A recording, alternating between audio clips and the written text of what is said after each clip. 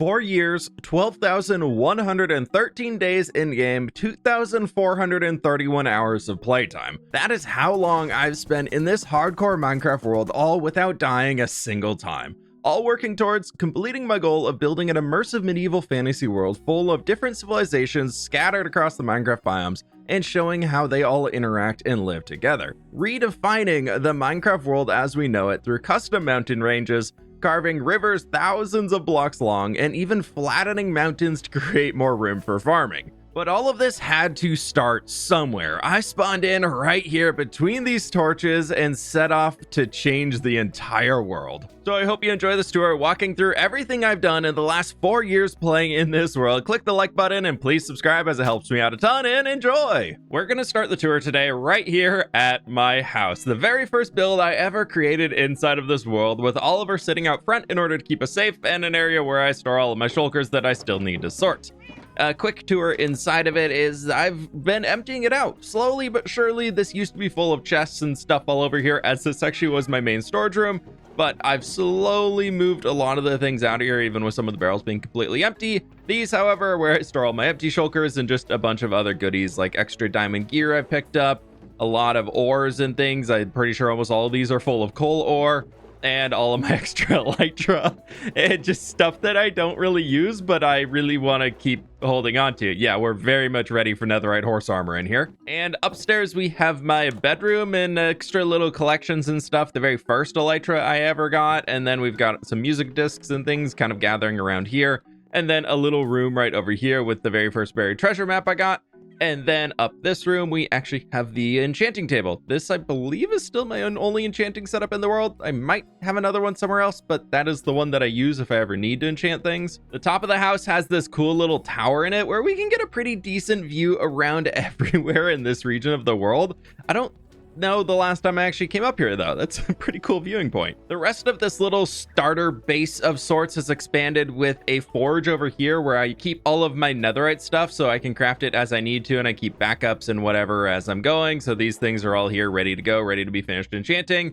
And then we've got some extra books and stuff out in here of tools and things, and like we've got breaking and fortune and all that stuff, just whenever I need to make extra replacement tools. I made those before the diamond netherite upgrade recipe got added in here, so those were when they were really cheap, and they've been really nice to have, because I definitely have been breaking some tools. Radish here is going to be joining us on the tour today. This is their original house they had, a little stable in here where we have Mustard, my previous fastest horse. Now we have Radish, who is super fast. We've got a burb tree over here that is just a tree full of a ton of parrots that are always squawking and making so much noise, but I love them. This is my original animal pen. So we had pigs, we had sheep, and back here we had cows, where I've recently been dealing with a lot of lag issues in the world, so I've been doing a little bit of entity culling. So the herd is not quite as big as it once was. Just for a quick little stop up here, we've got a little outdoor party, something or another going on when hanging signs got added in. We've got a pitcher pod field, we got a torch flower field, we got a big old tree back there. And then we've got a little house over here that I made for some doggos. So here we've got Sky, a cow, apparently they have a friend, and then up top we have Geo. Down that way we've just got a few more houses. We've got a Halloween skeleton just chilling there. What year are you from? 2023. Oh, you've been sitting in that boat for a long time, friend. Okay, he's been there for 2 years. We're not going to be doing things in episode order, as there's just so much going on in the world that I don't even know how to keep track of that. So back from the starter house, out this way, we've got a lumber mill up here on the cliff side. That is a very, very important place in the world, as this is where I store all of my wood. I have storage rooms throughout the entirety of the world for different items. So lumber mill, obviously, we have all of our log storage and everything like that in here. And then we have all of their crafted down versions over in these little points. And since we've had extra log types added, I've had to add columns of barrels back in here just so I can have something. And I've got room for one more, whatever the next wood would be. Maybe like a gray or like a purple or like a blue or a green. That'd be kind of cool. Anyways, behind this, the reason why the lumber mill got put up here is there was this little stream that came down. So I turned it into something a little bit larger and installed the water wheel back here to kind of make the lumber mill a little bit more believable. And there's not enough snow melt, they have a windmill blade that they can spin and be able to run the machines to chop up all the logs and everything. But I love this one as it's very easy to fly in and out with the elytra, and it gives a great view and vantage point throughout the entirety of this portion of the world. That's the only thing down that pathway. Moving forward this direction, we can go over here. Everything I have in this world for the most part is connected up by roads outside of a new secret little addition I'm going to be sharing today as the first time it'll ever be shown in a video. But down here we have a sugarcane farm hidden inside of this building, just so I always have some sugarcane to craft rockets and everything, but I never really have the gunpowder for it. That right there is a mine that takes me to all the different levels of it, so if I ever need to go mining for deep slate or any ores or something that I don't have a ton of already, I can just jump down in there. But here we have a castle that I built on episode 3. It is very, very simple. It's just cobblestone and andesite for the most part, and a little bit of tough detailing in here, and just cobbled deep slate for the most part. This is a very, very simple build, but it houses something very extremely important for the world, where back in this way, we still need to finish connecting it to the actual entrance, but we have the map halls, where we have a map for episode 3, and then every few episodes, I've made another copy of the maps. I've recently reduced the number of maps that we have in here, just because it was causing a bunch of lag with all of the item frames around. But down underneath us, you can see some glow squids swimming around in there, just little guys down there at the bottom. We've got different colored coral fish tanks in each of these sides with some tropical fish going around. And up above us, you can see a few guardians going around. Those were an absolute pain to get up there, but I love having them there. But here we have the map from episode 110, which this is technically 112 if I count this as an actual episode. So there's a few things, mainly the big old mountain over there that's been changed since the last time. But we are currently right inside of that castle right now. And as you can see, this world is absolutely massive. This is only a portion of it. The main purpose for this castle is I wanted to build this huge bridge here, just stretching across the valley. I just love the idea of having a gigantic bridge going across the entire thing. So that was the whole reason for the castle. The bridge is bigger than the castle itself and the little side structure it has over here, but I really love it. And down here, I forgot to fix those. I just spent like the last hour before starting repairing farmland throughout the rest of this region. I forgot these fields.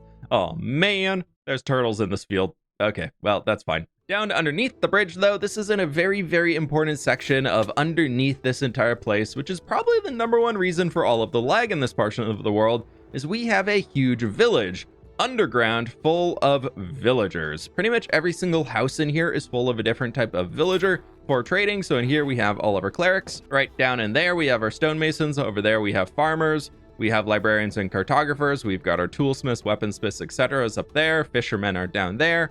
And up in this one, we've got a super smelter back in here. That's a 64 furnace array that is just absurdly fast.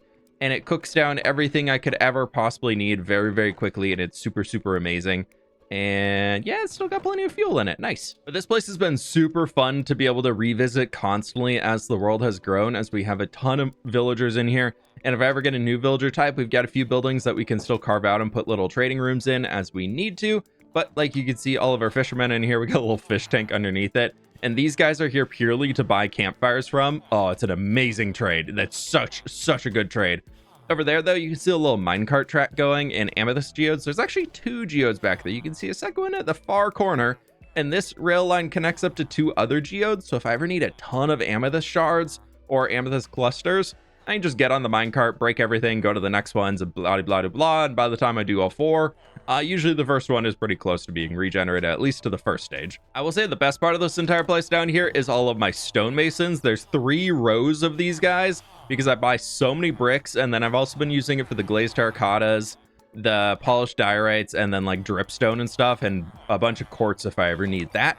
So those dudes are super, super helpful. I really think stonemasons in endgame Minecraft are one of the best villager types you can get. But this village has come together pretty well over the time, and it's just kind of fun being able to having it hidden down here in the cave. We do have to fly in and out of it, but that's fine. You can still swim up a water column down there if you really need to get out and don't have an elytra. Hey, buddy, how we doing? Yeah, there's turtles all over this part of the world. Don't ask. We're going to loop down here and cover this small section up until the back gate of the city, and then we're going to loop around and go through that way, as I think it's just more of a fun way to come into the city from. But here's that mine entrance I was talking about. So you just get in this guy, press the button, and it takes you all the way down. We've got kitty cats out here to the front to guard us against creepers if it's ever nighttime when I jump up there. I don't want to get exploded. This building in front of us, as you can see by all of the sweet berries, is a little sweet berry farm. which is very, very, very good. It's completely full. I did this absolutely fully overkill. This probably could have been a quarter of the size and been more than I could have ever needed. These little foxes down here have been working so hard. I should probably just pull them out of the farm, as I don't think I will ever use every single one of the berries in those barrels. But another extremely part of the world is right down here into the quarry, which I love. It was so fun to be able to build this and dig this out. Most of this actually was a natural hole. Like, this is just a big basin in the world leading down into a mine. So we just kind of covered that at the bottom. And there was like a weird, like, floating rock right in here that I carved out. But otherwise, I mostly just worked with the landscape for this one. And inside of this, as you can probably guess by the lumber mill theme, is we have stone storage of all of that sort of stuff in here. So we've got every single type of stone in the game. So stone brick, we got brick and granite, we got andesite diorite, we've got tough and dripstone, nether goodies and end goodies, we've got our deep slates, we've got our cobbles and blah de blah. And yeah, I have a lot of stone. And yeah, to make it even more, every single one of these barrels is full of blocks of stone. It's a little ridiculous, I know. But I really tried to make this place feel alive down here. So back behind, just to help with working in the mine and towing carts around and things, we've got a bunch of mules back here to make it look a little bit more realistic. We've got some spaces up off to the sides where people can kind of like hang out or look out over everywhere and be able to just take a breather or something like that. And we've got like a ladder that you can actually climb all the way to get to the top out on this side if you need to. I do love the back gate here into the city of Path. I absolutely love this little pathway that has been carved out leading up to it. It's just so cool and kind of like hidden in here. I think it's super fun. But we are going to enter the city from the main gate at the other side, so we can actually fly all the way up here, and just take a quick gander down into here, which we will be jumping into this place from a different angle later on, as this is my nether portal. So we've got a big old cave here with a foggy glass floor at the bottom, and a huge nether portal kind of seeping out into the overworld. This was really fun to build up, and there's always piglins down here, so they're just doing their own thing. Part of me does kind of hate how long it takes to get down to this point or back out from it, so I did install behind the portal a little secret exit that'll pop you up right over there just through a water column. But that is still really cool to be able to have that as an environment. I've tried to make this world feel more alive than efficient, and I really love it. So we've got a little chicken coop up right there. These are all of the fields that I've spent the last while repairing. You can still see the young little bits of wheat growing up in that one. This building right here, we're gonna leave you. No, radish, don't you go running away.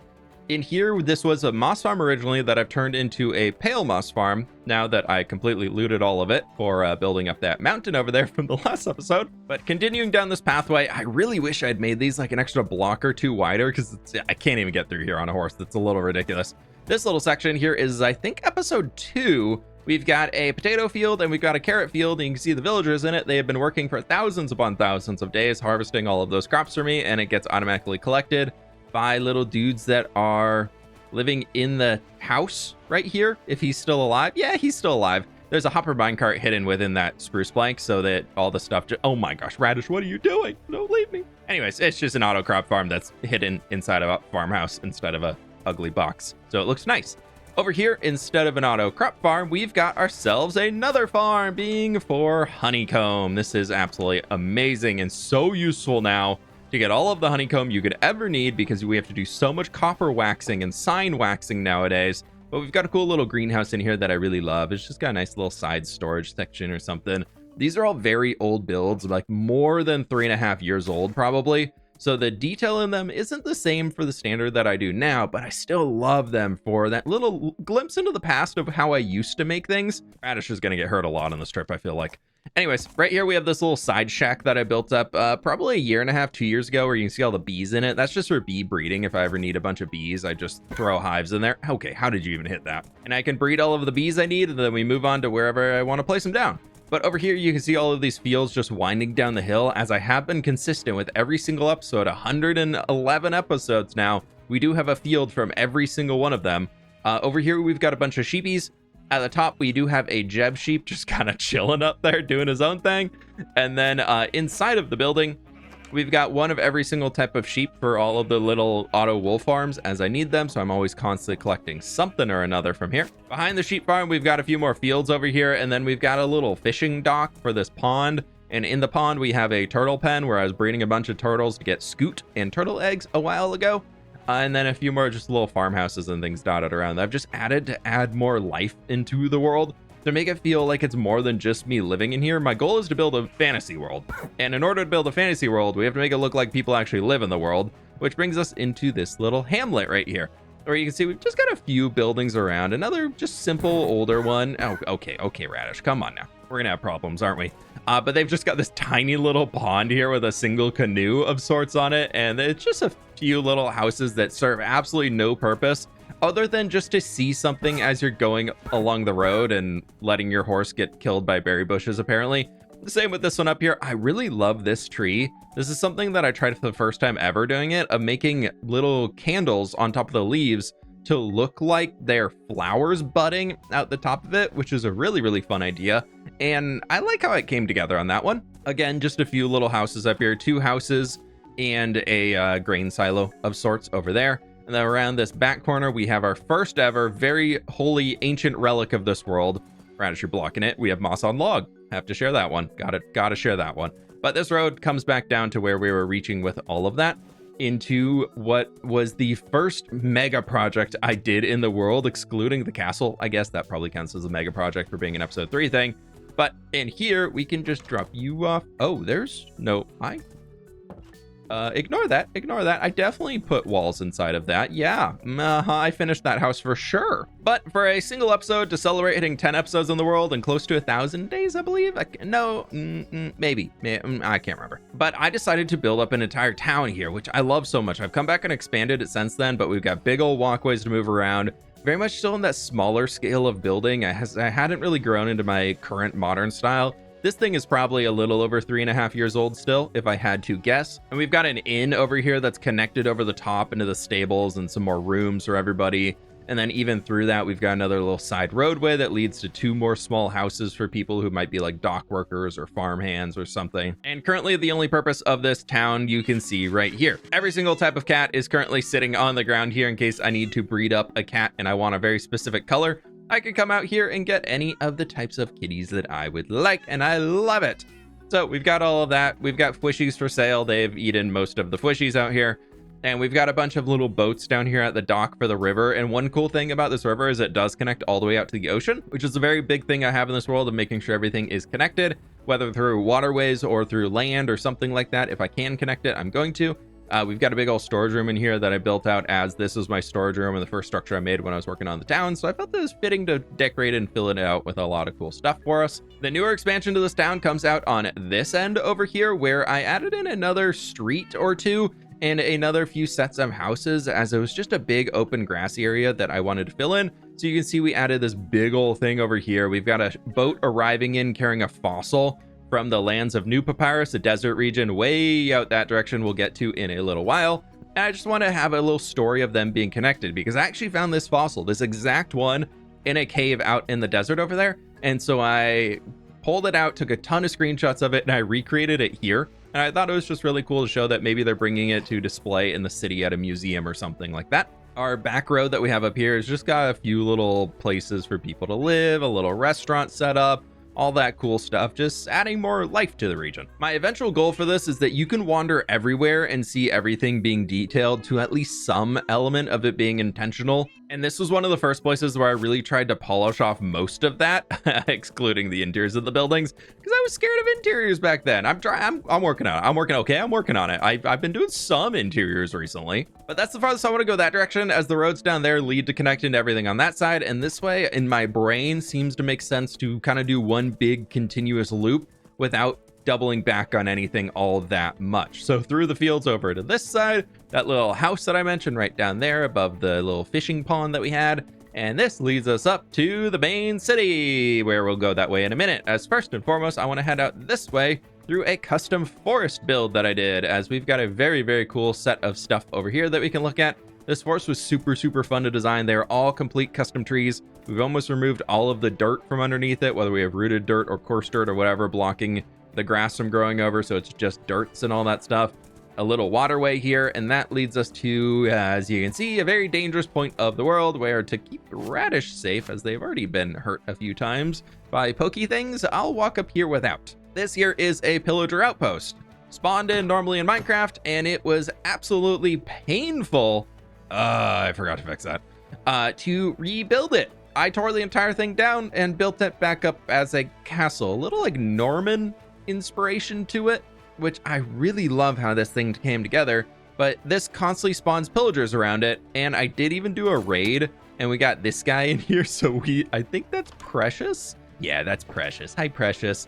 So Precious lives in there, and they're not allowed out. We've got a little forest behind it.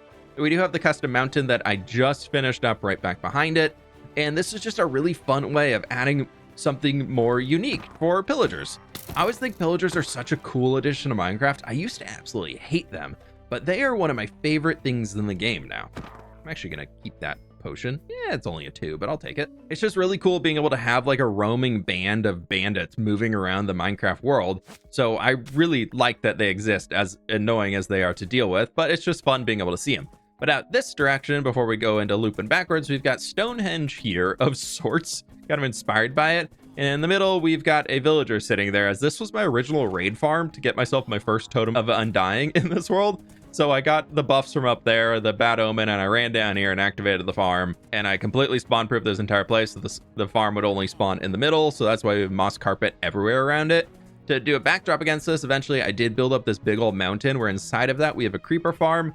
As inside of that dude is actually the output of a crazy ghast farm from the Nether that we'll check out a little bit later on. You'll see the insanity of all of the obsidian that has went into that one.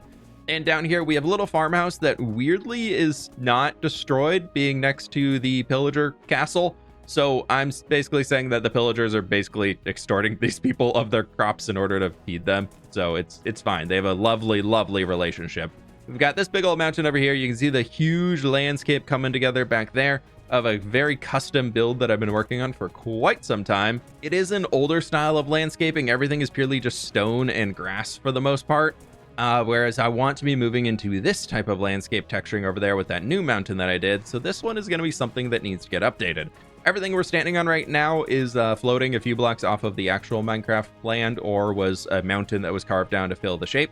And most of this river was also expanded in here too. It's a really, really fun project that I'm hoping to get back to sometime soon. It's the forever project. Along with everything else, this is just the... Come on, Radish. I need to get to 1.21.11. Then you can swim. You can almost learn to swim. We're almost there. But as you can see, there's just a lack of detail in here with everything being just stone. It gives a bit of a flatter approach where I would love to have some more depth into this one. And we are... Oh, there's still a bunch of shulkers up here of stuff. Oh, dude, I have even more stone than I thought I had back. Oh, wow. Okay, right. As you can see, we've been building up some big landscapes in here, and we're at to the point where we are moving into different biomes, where we've covered multiple biomes with this project. As we're elevating up the landscape, it is really cool, but like we are working into a swamp back here, unfortunately, that adds that grossness of the green, darker texture to us. Maybe around those, we just need to do like thick spruce forests of sorts, and that can make it really cool, but it currently ends back there. That right there is the Minecraft build height in that big post, and I've raised the build height in this world all the way up to there, as I would love to do just a giant mountain to peek off the back of this. So I did that with a big old data pack, and we can move our way across the landscape here, going more to that eastern side, as that is the part of the world that I would love to explore first, as it's one of my favorites, to be honest. But we have a little river of sorts carving down the mountain through this valley that we've created in here. And the first thing, just so I could get a sense of scale with this mountain project, I decided to build up a house here. Doesn't really connect up to anything yet, so I am breaking my rule there of the road currently just goes to here. But I really, really like how this one has come together, and I've decided instead of campfires, we're going to use like actual stained glass smoke so that we can see it from farther away. But this is kind of the goal for the scale that I want for this region, until I start really building up these mountains a little bit higher. Leaving the mega custom landscape project behind, an honorable mention of things to include is right down here we have ourselves a squid farm that I thought had broken at some point, but it turns out I just forgot an entire underwater cave system to dry out. So it works now. We can get black dye really easily again. Woohoo! But anyways, we're going to be looping behind this mountain so we can come back into the city from the front, as I just love this mountain. I finished it and I have spent quite a few hours just staring at it since then. And yeah, I'm very happy with how it came together. I like it a lot. I think it's turned out really, really cool, and forever happy that I was able to do it and got all of the snow layers in and everything. So this thing is fully done. I was thinking right up in there though to do like a mountain goat shepherd herder of sorts living up there. The only thing that I wanted to point out on this back end, besides looking at the beautiful landscape, is right here you can see all these super fun looking elk. Up here, I tried to create some blocky structures to look like animals. Little statues up here, and I think up close they don't look the best. The baby looks a little interesting. But the elk, like we have the buck over here, and I think they're all pretty cool. Just a small herd up on the hill as they're just munching on some flowers, eating the grass in the highlands and all that cool stuff. But we'll loop behind the Pillager castle to get back over to where those windmills are. Oh, there's no powdered snow up here anymore. Oh my gosh, I can just go right over the mountain. It's even better. Here we are at the front gate of the city of Path. We've got a few windmills out here for milling all of the wheat and everything that's growing in there, just as a cool little fun detail. I know it's not really super accurate with the windmills facing the middle of the valley when there's also a giant tree up there, but you know, there's a giant tree. There's magic in this world. It's totally fine. This giant tree, by the way, is I call the world tree. It's shattered in the middle, kind of inspired by Yggdrasil from the God of War game, where it's like on the pedestal to transport between the different realms. Everybody knows what I'm talking about there. This guy's went through a few different iterations with expanding the canopy, growing the canopy up, bringing it farther out, and I'm at a point where I'm like 80% happy with it, but the last 20% happy. It requires another about 100,000 azalea leaves to go on it, and that doesn't sound very happy to do right now. So I haven't done that part yet. Here in front of the city on the outside, just for something that I see in a lot of RPG games, there's always an inn or a place to store your mount outside, a little stable of sorts that's a little cheaper as it doesn't offer the protections of being inside of the city, where we can head on in here and you can see the vibe has shifted a ton. The city is existing underneath the canopy of the tree, where you can see all of these little bits of the sky coming through right there so that I could bring light down so we don't just create a giant mob spawner inside of here. But inside of the city, we've got a main street here where we've got a tavern, we've got a wagon storage area that's kind of both of these buildings. We've got a grocery store, we've got a tailor, we've got town hall right here in front of us. Off to the left side, we have a small chapel hidden up here behind this tree, just a small little guy. And then this building, I still need to get the interiors in. A lot of people in my community have been building interiors and designing them for the city. I just need to come through and actually make them, as currently there's not really even a hollowed out space inside of these.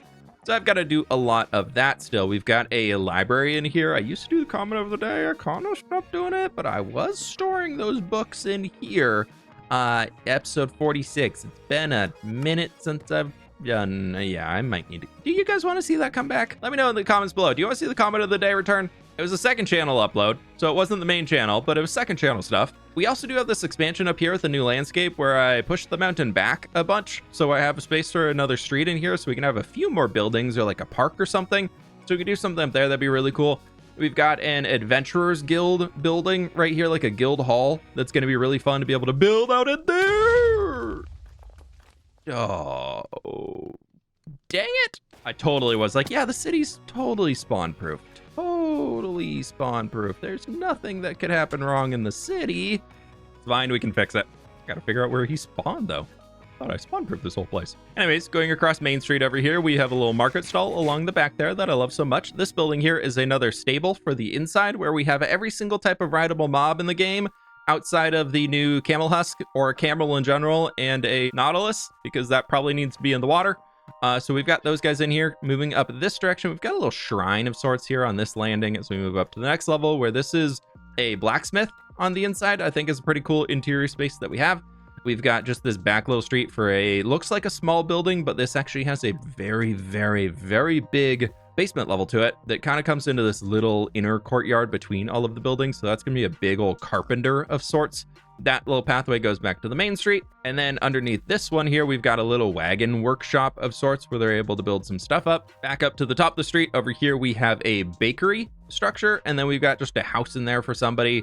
And this will wind off down that direction where we'll go into there in just a moment. But first, we're gonna book ourselves back over here to the main section, where we have the grocery store. In the basement of this, I do have a pumpkin and melon farm. That's not the craziest thing to look at, but it's down underneath, and we've got a little interior in here because for me, when I was making them, if there's any way that I need to go into a building, I was making an interior for it. Here in the big old town hall we have right behind us, this place is super special as it is completely decorated to the top all the way in throughout the entire inside. So we've got a big old meeting hall in there just for some fun colors. This used to be a mansion that's been converted into a town hall for the city. So we've just got a bunch of meeting rooms and different rooms and places where people can do things like meet and eat and work. And yeah, that's a lot of meeting and eating and working and stuff over here. This is a kitchen to be able to supply all of the eating. And up to the upper floor, we've got a little wind around staircase in here that brings you out to this level where you can see down into the main area. We've got a little storage closet in there. We've got a big old bedroom here. Originally, I'd planned to like move into this place for myself. So I built myself a little office back here. And then I was going to move into here, so I just sleep in this bed instead of my little starter house. And then I thought about moving over here, actually, and abandoning my house, and I didn't want to do that. So I've stayed in my starter house out of choice. We have a very shiny hall of things to show off back here. We have like a little bunk bed room for some kids, and then this is the 1,000th video I ever uploaded when I was building it, so I didn't know what to do in here, so I put a big 1,000 on it. Yep. It was very, very well thought out. Over this way, at the bottom, we've got a little private garden in the back that's super cool. I tried to inspire this off like Italian or like French gardens, a picture I could find online or trips that I've taken, and I really love how it came together. So it's got all these multiple layers of terraces, a lot of water features, a lot of space meant for people to walk around in it, and very decorative things. And I'm saying this is like a sapling here of the big world tree. And at the top level where we recently had a bit of a problem, I accidentally washed this out when I was working on the mountain, but it's been repaired and we've got a few trees back here just kind of holding the space together. Very manicured lawn in here with even the stripes of moss in it to make it look super fancy. And it came together pretty well, where we can head back out this way through the side. And this brings us back to where I'd left Radish. That's pretty much the whole upper section of the city. Radish, I'm gonna leave you here for a few. I'll come back for you.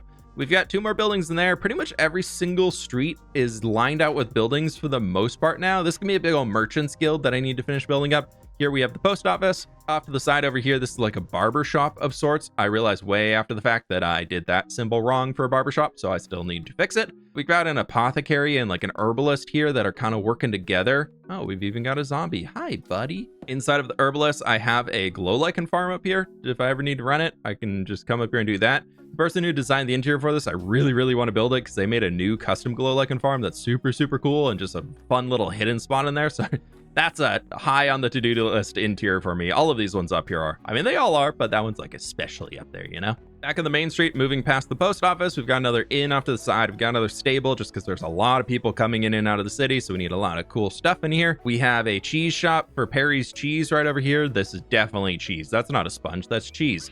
Over on this side, we've got a brewery, which is super cool. They've got a little outdoor spot to chill and get some food and have a bevy in the afternoon underneath the canopy of the tree. That's super fun. Back up in that point, I think we can get a glimpse into it. Yeah, it's right up here. I really love this little outdoor brewery area. Definitely not medieval times, very much more modern drinking era at times, but you know, it's fine, it works. Inside of here, we have the color Cathedral, the only cathedral in the entire world, and it's really just a giant storage room for everything colorful. So we've got all of my extra candles that don't fit inside a shulker box I keep in my ender chest right over here where it's pretty out. Got a little extra glass apparently, and then we've got all of the dyes that I have over in here, so I'm ready to go on all of those. And then down underneath, we've got all of our concretes and concrete powders and a little extra wool storage over here. And over on this side, we have an auto sorter for all of the different types of glass that are coming in. Where's the glass coming in from? Great question. Let's head across the street up this way. Where in here in the middle, I made this big mosaic of a tree that looks really cool. Kind of trying to mimic that big guy because we like trees around here. Up this way, though, we've got a few more structures, just city house buildings. Everything in here is supposed to have some sort of a workshop on the first and maybe second floor, and then like living quarters up above to show that people are working and living in the homes that they own. So a few of these are decorated out, like this guy's got a full interior that I did. So we're up here, and this is kind of the living quarters level of it. There's a structure or a whole floor down below us that is the shop front. So you can see just this is kind of the style that I want to go for on the interiors here. Pretty simplistic, but enough to show that people actually live here and enough attention to detail to bring it alive and just looking really good. And weirdly, this one like connects into the house next to it. I don't know why I did that, but I thought it looked pretty cool. And then this is the actual exit for that one that comes down in here into this little garden we'll get back to in a few. But this is a cool one. Similar type of stuff up there. This is for somebody who, that's like a tailor on that one. And I think this is an herbalist that lives in this one. But for the stained glass that I was talking about, that all comes from the stained glass factory right over here. A very colorful building that actually is the first time used auto crafters. So we have glass getting inputted up in there. and then it comes down into here through this little hopper line into this machine that just houses an autocrafter redstone farm inside of it, redstone little setup. And so over here, I can toggle on one of these lights and that'll start sending that type of dye into the farm. And if we put the glass in there, it'll just automatically start crafting all of it. That all goes out here in that little water stream that you can see, goes underground and ends up over in the color storage building.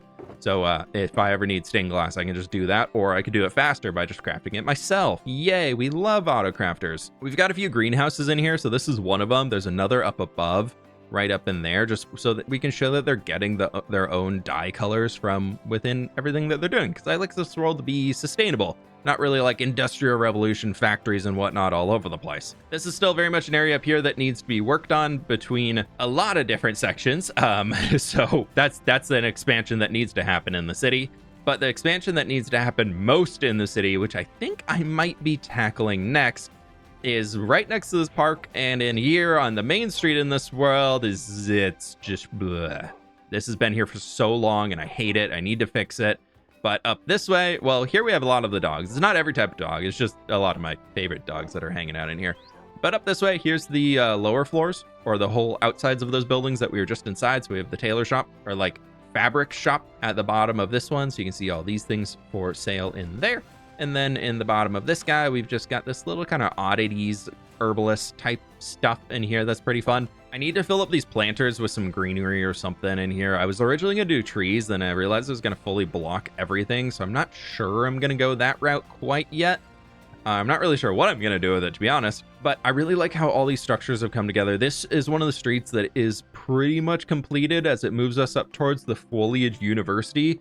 That just is so grand at the top of the street here. I love this thing. We did this a few months ago, so this is a very, very recent build, and I think is one of my favorite builds I have ever created in this world, especially now that we have the custom mountain behind it and backing it off there and just kind of topping everything off. We've still got more interior work to do inside of it, but just as you come up to this, it just feels grand. And that is exactly what I wanted here. Oh, it is just so much like I want to walk towards that. So you can see we have a giant tree here in the middle. It's kind of magical candles floating around it. We've got a huge courtyard out to the back for all the university buildings being able to connect up together. We have a student learning little library here up above the tree in the middle, where we've got like, oh, hi, how you doing? There's Willow. I think that's Willow. Ah, it's Willow. Hi, Willow. I accidentally trapped them in here while I was building it, so now they live in here, and they're known to all of the students of the university. Everybody loves Willow. But this is kind of little administrative offices over there if you ever any students need help, and we've just got a bunch of meeting rooms and spaces for students to come and collaborate on projects. Over here we have the huge dining hall, a little inspired by like a Harry Potter dining hall or something like that. But I love it. So we've got the big old head table at the top for all of the teachers to be able to sit at, and then all of the students can be out here. And with it being a foliage themed university, of course, we have greenhouses everywhere in the space. So you can see one in here. All of the greenhouses are themed around different things. So like that one's actually just kind of more general flowers and plants and things. But if we come up to this one here, you can see this is all about crops. This is all about the things that you can harvest and grow, because right underneath us is the kitchen. So we've got just a bunch of different things throughout here, trying to really theme and include every single type of plant that we can into this space.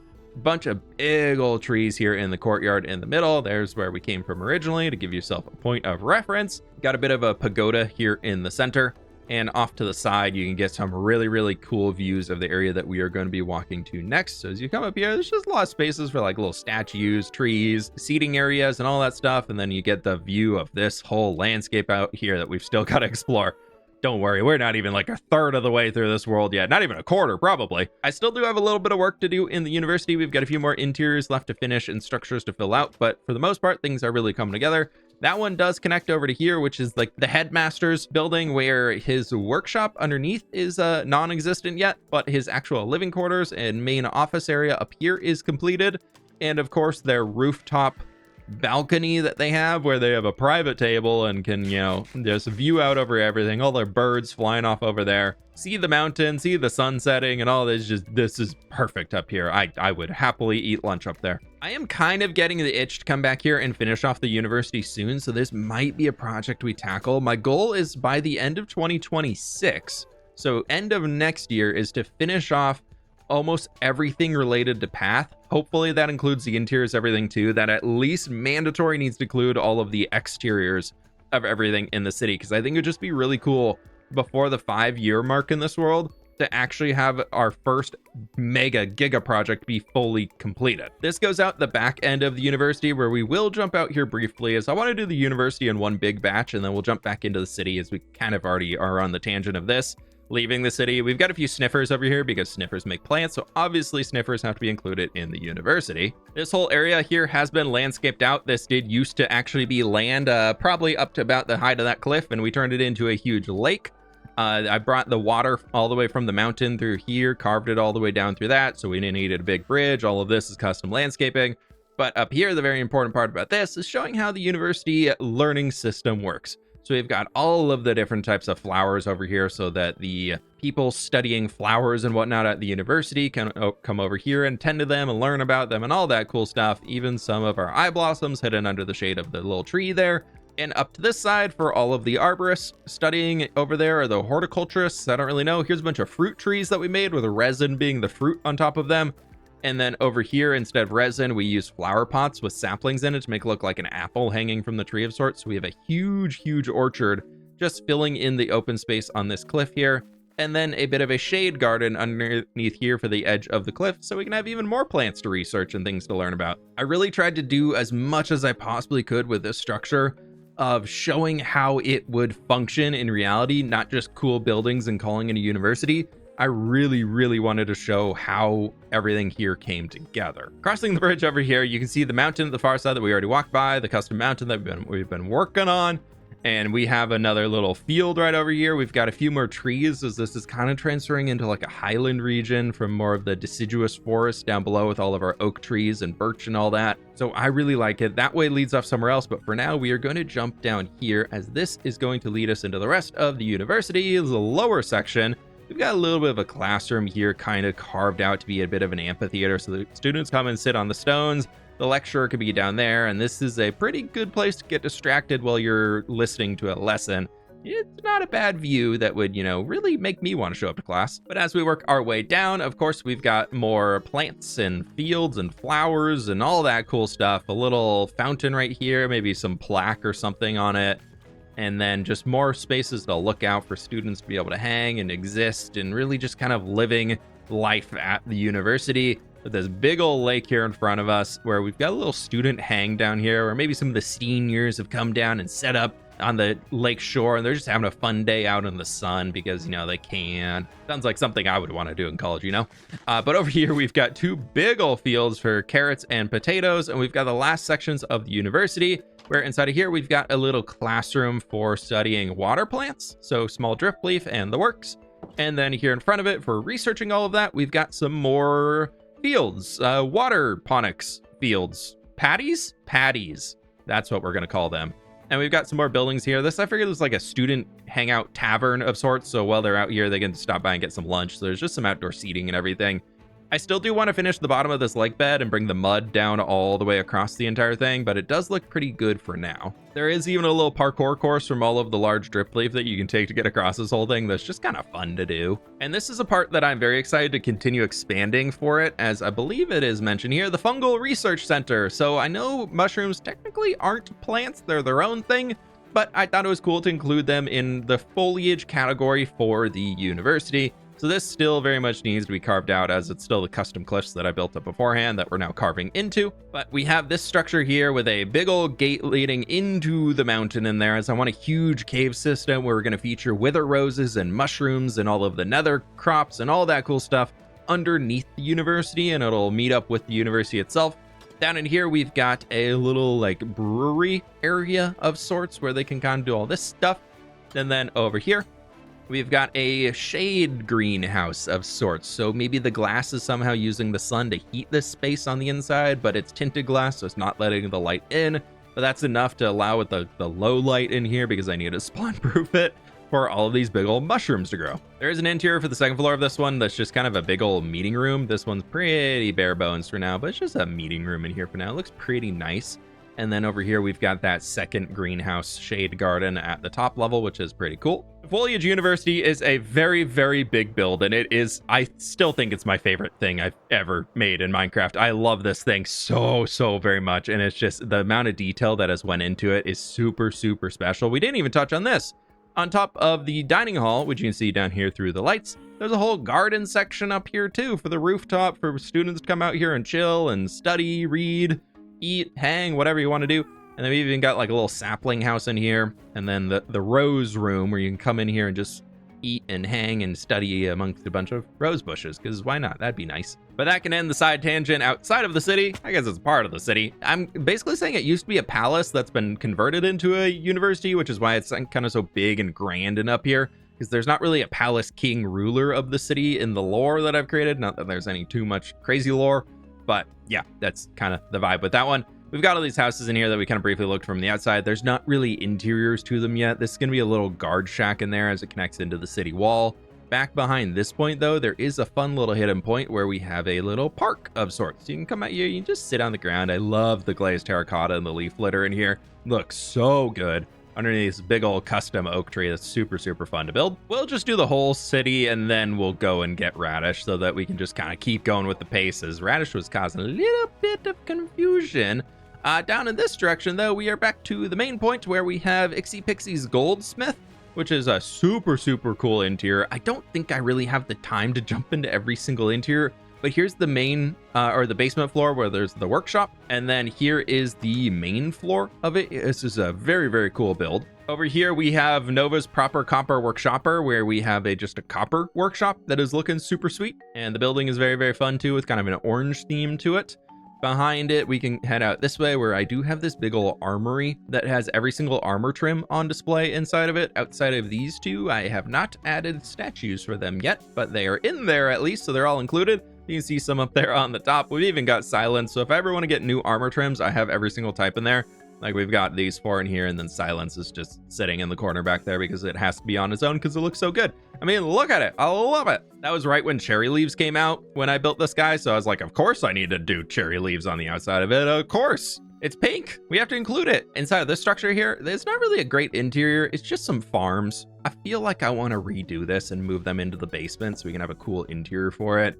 And behind that, we just have a little field back in here just for the space in between the wall and the house. As I try really hard to not have them connect into each other, I always want to use these back alleys as little fields and places for people to produce food or either like have a hobby or a workshop or something going on. Speaking of workshops, right across the street here, we actually have a big old workshop of sorts, some sort of a forge or something.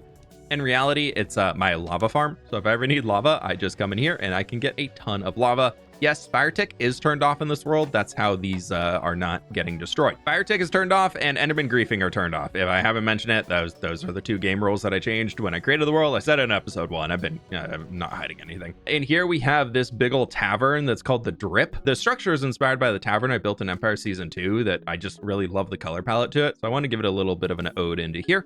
Over in this point, this is actually where I typically leave Radish on this post here. So we'll have to transfer them back there at the end of the tour. We've got a big old plaza down here where we have the pink pony statue, and we've got the Foliage market, which is my greenery storage room for everything I might need. So we've got all of our leaves over here. We've got saplings for days if I ever need a sapling for any type. We've got a ton of leaves, a heck of a lot of oak leaves, and just like kind of stuff all over the place in here. We've got all the flowers and hanging stuff and everything over in here, all the different barrels and yada. We can open them up chests all we want. Eggs cart spilled over here and he lost all of his cabbages. I mean, eggs. Over here, we have a newspaper, which is really cool. So we've got like the main floor in here, which is really fun with like the press.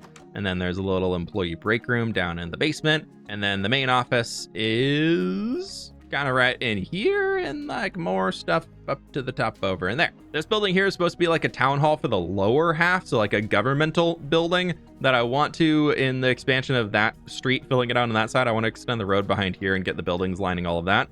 Underneath it though, I do have a mangrove tree farm and a bamboo farm that you can see there. The bamboo farm actually comes out into that building, which is the Bamboo's bookstore, which we'll get to in a moment. As first up right over here, we have Das G's Butchery, where we have a bunch of custom meats hanging with hanging signs, little mini block heads and all that stuff. Just it's disgusting and it's so good.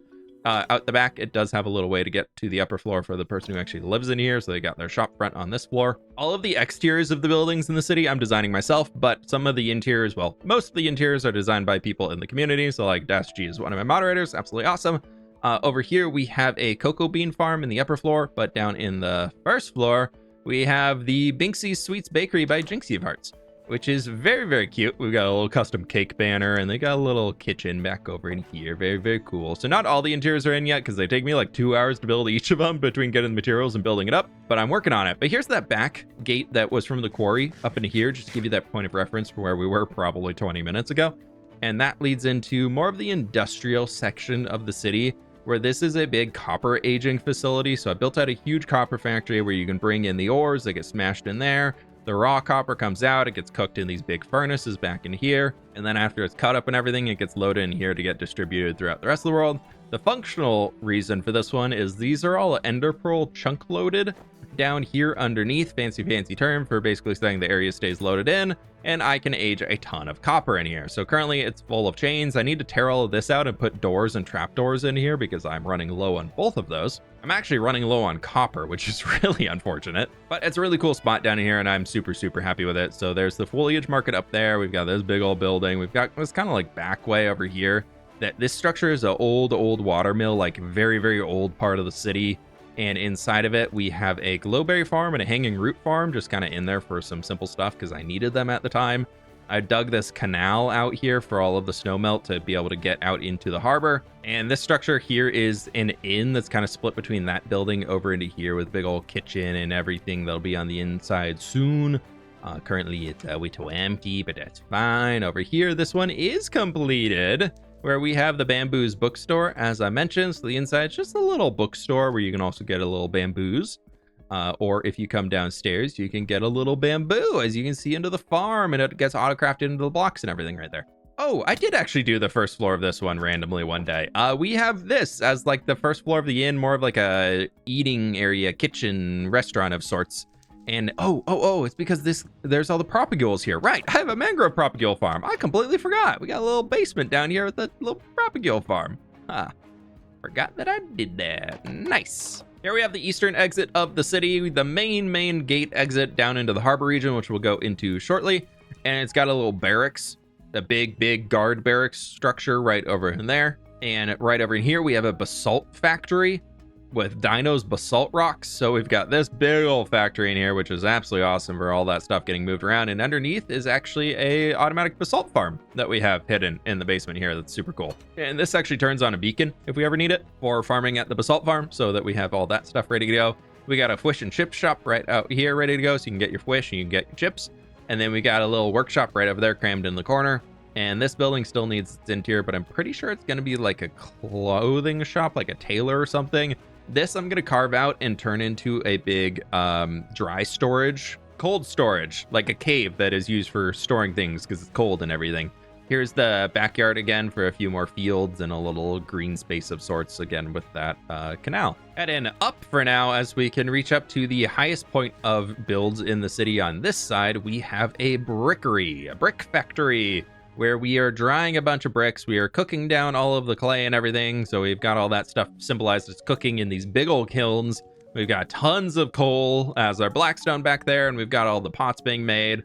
And this whole thing, the whole purpose of this one, as I like to give most of my builds I do a purpose, if they're like a big point of interest of something, is this is to turn dirt into mud and then turn that into clay if I ever need it. And since we are up here, we've got this big old castle up at the top, which actually now has a purpose too. I want to build another castle. This is the first time I really tried going crazy with texturing in Minecraft. So this is more one that's meant to be viewed from like this far away, probably, as all the colors start to meld together. So when you get up to it, it does look a little bit noisier, as like, why do we ran into this little mud section in here?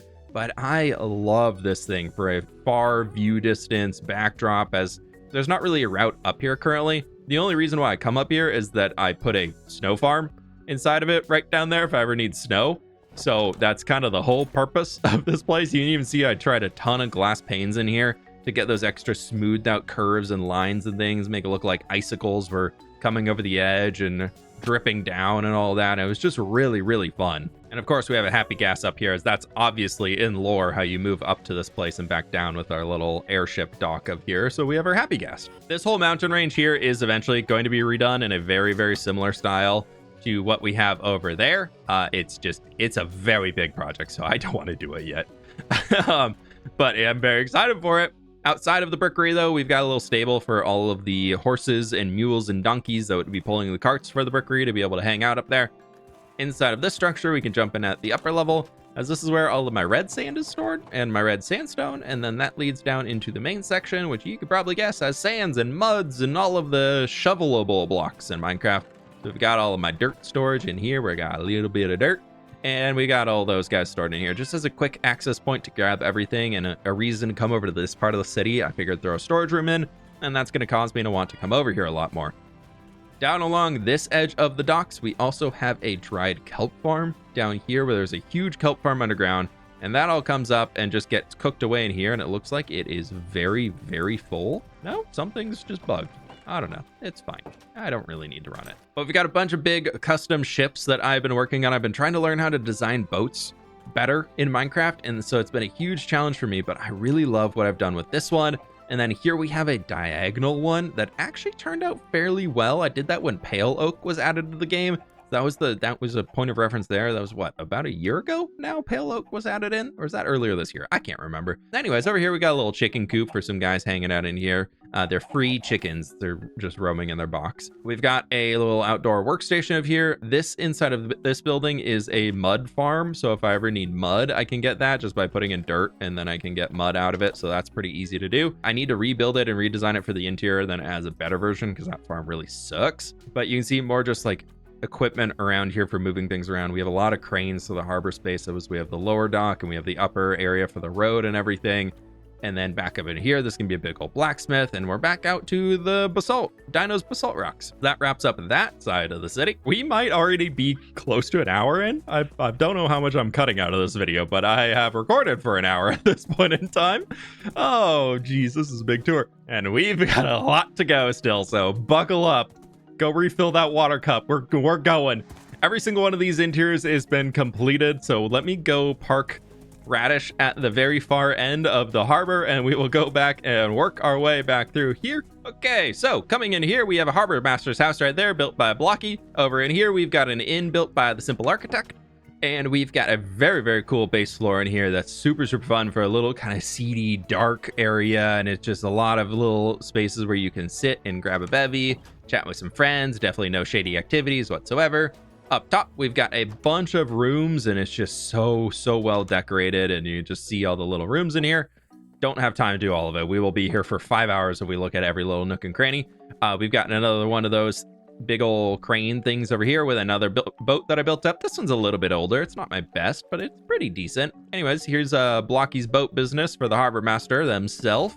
And they've got a very cool interior here, and I love the yellows and all of that stuff. And it kind of comes up here with a little bedroom over to the side. Right next to that, themed after one of my favorite movies ever, we have the Piranha Head Fishmonger, themed after the fish shop in Klaus. That is actually a school.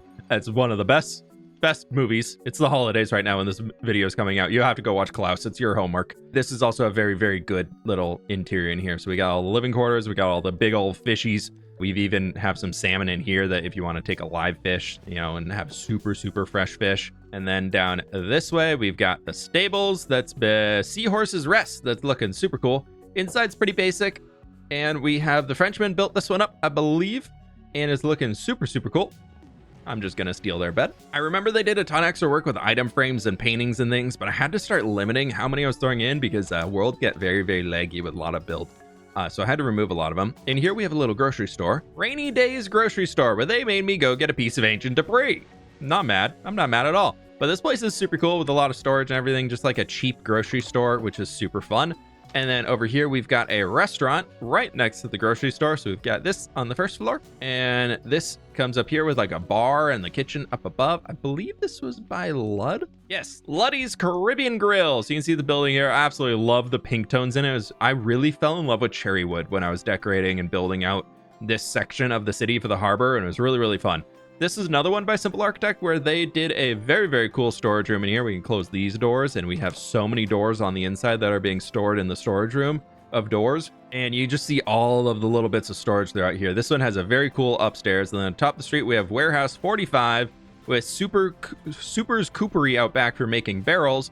And so we've got another storage room in here that's just, I love how cramped this turned out to be. It's just so cool. But back here, Super's Coopery, we've got this little place for Coopery is to build barrels. A Cooper builds barrels.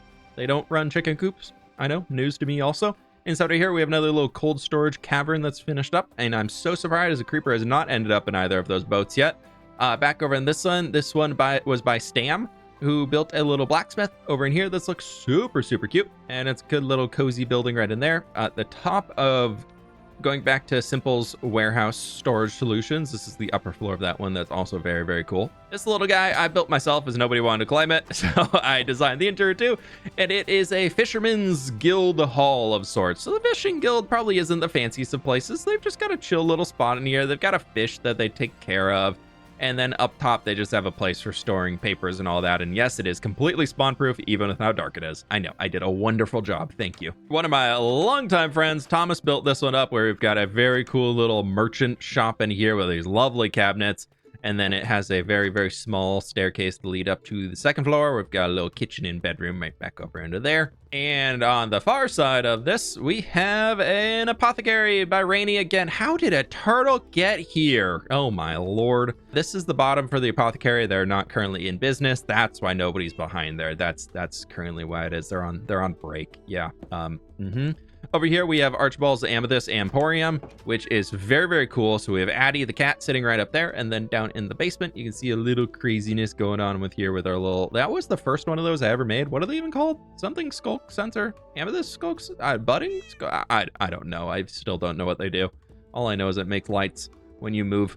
And up here, we have just another cool interior space for it. In the back, this is a cool little seedy back alley, little fountain. You can come back here and enjoy the darkness, but you can still see the sky. You can come and brood and do all your brooding and thinking and whatnot as you need to in there. That's what the turtle was doing. Sorry to disturb you. I'm sure that's why they're there. Anyways, up here, we are back into Rainy's little interior for the apothecary. That's super, super cute. I love how bright and colorful it is up here compared to the contrast from down below. Not that it was really dark, but especially the back alley. It's like, woo, wow, color and life, and we love it. And the back alley is like, ugh. You have something to say? No? Okay. Over in this side, who did this one? I always forget. Ah, there it is. Mocha Cakes did this one by doing a bakery. It's very, very fun on the inside. It's a little modern for the city, but I also think it works really, really well. I love this little glass bit here, the little hearts along the bottom of the sign detailing. And it's a cool open kitchen space, and it comes up above with a whole living area and everything in here, and private quarters and all that cool stuff. So obviously we can't go any further. And then out the back here, we are back along the waterway where we have a big old barge coming in from the Dwarven harbor that doesn't exist yet, but that's fine. We're getting to it. It's in progress. Big old gravel barge bringing, because they do all the stone mining and everything, so they brought some gravel over here. I don't know. I thought it was kind of cool to give them like a steampunky approach for the dwarves. We've still got another boat, maybe two, to fill in this section of the harbor, but we're getting pretty close over there, so it can't be the largest thing, but I am looking forward to fully fleshing out this harbor soon in the next year. As we're moving farther down, these are the ones that have not been completed interior-wise yet. The last one that has been completed is, we did Archibald's Emporium in there, and then Blocky has a little tiny house in here that they made just to fill out this little teensy tiny little, what is it, like 6 blocks deep, 3 blocks wide interior. From here, we just have structures that I have not fully finished in game yet. All of the exteriors are done, but the interiors need to be completed. We've got a little like back alley, maybe black market of sorts that'll be going on back in here. Probably just like a shady market, not really black market, just a little bit, you know, under the shade of the cliff. So it's a shady market. And then we've got the exit across the bridge to get out that way. This way has more houses going all the way to another gate. I love the view down this street. It was so difficult to get a cool thumbnail for it, but walking in here and just experiencing this as you walk through all of it is so fun. We've got a little food truck over here with this little setup, and it's just, I love how cramped and enclosed this feels, especially with the cliff looming out over the top of you. And outside of the city, I figured it's pretty common for market stalls to be set up and merchants to sell their wares, as they're probably able to get out of some city taxing tithe or whatever when they bring things inside the city. The guards will probably take a little bit of a cut. So out here, they're really setting up to get people to come out and buy their goods and then pay that for them as they're going into the city. You know, yay, cool, super fun. And what this loops around to, we've already been to, is the Foliage University and the lake, with this little seating area here where you can look out over it. And we got more stuff over there that we're headed to next. We can finally leave the city of Path right into the town across the harbor. That is just this little river here. That this is something that I love so very much. I'm going to be saying that a lot about this world, where you have a little market here naturally for right outside the city. I thought it made a lot of sense. And then we've just got a town with probably 15 or so buildings out here. As we can expand out farther this way, where can I leave you for a minute? Sure, you can just, yeah, that's fine. This used to be a snowy slopes biome. You can see up of that. So this was a mountain that is no longer a mountain. It's now a giant rolling farmland region that is so cool. We've got little storage rooms in here for all of the farmers to be able to store everything they need. We got our donkey way station, which is a company featured throughout the entirety of the world. Interiors, as expected, need to be completed still, but we're getting there. We've got a lot of cool elements around the space. We've got a lot of wild horses that are still in the region that are just chilling. A gigantic custom oak tree that I love up here so much, hiding or overshadowing a ruined section where you just get a glimpse of the city here, the university up top, and what was probably like an ancient church, kind of inspired by something you see in like Elden Ring or something like that, just over here off to the corner. But every single block in this entire region, minus a few little open areas like the underbrush over there that I haven't done quite yet, is completely custom hand-placed blocks. Everything is exactly where I want it to be for this entire landmass, which occupies what was once a mountain from all the way out there. It used to go all the way out that way to be a much sharper turn in the river, all the way to the tree line back there, including a custom forest that we now have. That's brand new since the last time we did the tour. So this has a lot of things going on for it. We've got candles, we've got books, we've got potted plants, we've got sniffers pulling like a medicine herbalist cart thingy right here. I don't know, some wacky person that has this really cool cart that they travel around the world and probably help out a lot of people. It's very, very fun. Over this way, out the back end of the town, we've got just this little back alley with a lot more things. And this sniffer was originally supposed to be over there, but he escaped and got stuck in this building. And I just found him a little while ago and they can't get through here. So they live in the house now. Down in this way, we've got a little dry dock for being able to build and repair boats that we have. We've got these cool little tiny diagonal boats that you'll see throughout the region with our little hanging signs going to bring that clean edge to it, where this actually connects us over to a small little fishing area where you saw the dock as we were flying over above. So we've got this really cool wharf of sorts with all these tiny little local boats for fishing along the rivers and dodging and weaving between all of the big ships coming into the city. They needed something small, quick, and agile to get out of the way, as those guys probably can't get out of the way super easily. So they've got little places for cleaning fish and all that for the catch of the day. We've got a few houses down here for the people who live there, drying fish hanging on off of racks and everything. And this is the first time I used those custom fruit trees out here to create a small orchard along this space that goes along the river, where we do have a conduit as we're slowly carving out the base, make it a little bit deeper and wider, especially as we're going to be working on that mountain. We've got this big old amphitheater back here with a community garden for the backdrop of the town that we have, just to fill in the space. I wanted a bunch of tiny little itty bitty fields where people are more growing things for flowers or maybe home baking and all that type of stuff. Just something fun. I love gardening, so I thought it was fun to add in little garden plots in the back of the town. We've got a little workshop right over here, another little more privated back garden area, just trying to bring life into the region, and also a place for the community to meet, whether it's a little festival or they're having community town hall discussions or whatever. They can have somebody up here speaking and everybody can sit down around there doing all their nice, lovely stuff, good communication tactics and all that cool stuff, blah, blah, blah, blah, blah. We got some bees right over there. We got more flower pots. And we've got a big old cart bringing hay in here, as this is a water mill that you can see right over there, where we can get over to the wheel right through that point. It's a diagonal wheel, which is very difficult to pull off. And I think it looks a little weird from here. But when we get all the way out here, it looks like a wheel. And that is good enough for me. I'm very happy with how that thing came together. On the inside of this one, for now, I haven't built the interior, as all I have in here is a pale hanging moss farm So I get all of that stuff whenever I need it, and it's very, very helpful to have a little farm for it set up. Basically a sugarcane farm flipped upside down for anybody who's trying to build it. Over here, we have more of my recent texturing style coming into play with these buildings. You can see a lot more of the texturing to enforce shadows and highlights and really using that kind of more grimy look to all of it, which was super fun. We've got our grain silos. We've already been here with the donkey way station. We've done a quick run through on the town, and now Radish here, we can walk through the rest of this space. We're headed out this way towards where we're at that ruin along this back edge. We've got another farmhouse here in between all of the fields where they've got a little pigsty. They've got a house, they've got a granary, and we've got just a few extra spaces out here. Like this is kind of like bubbling up like magic or something, or an underwater spring is bringing the water, which is how it's able to stay flowing down into the main river and the lake and all that over there.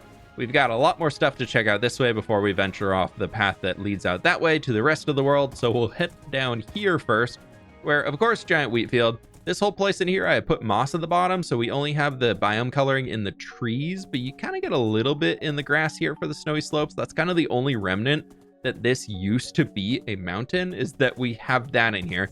But as you can see, we have giant fields everywhere over here. This is a bit of a storage room. We've got a donkey on the inside. We got a lot of hay storage.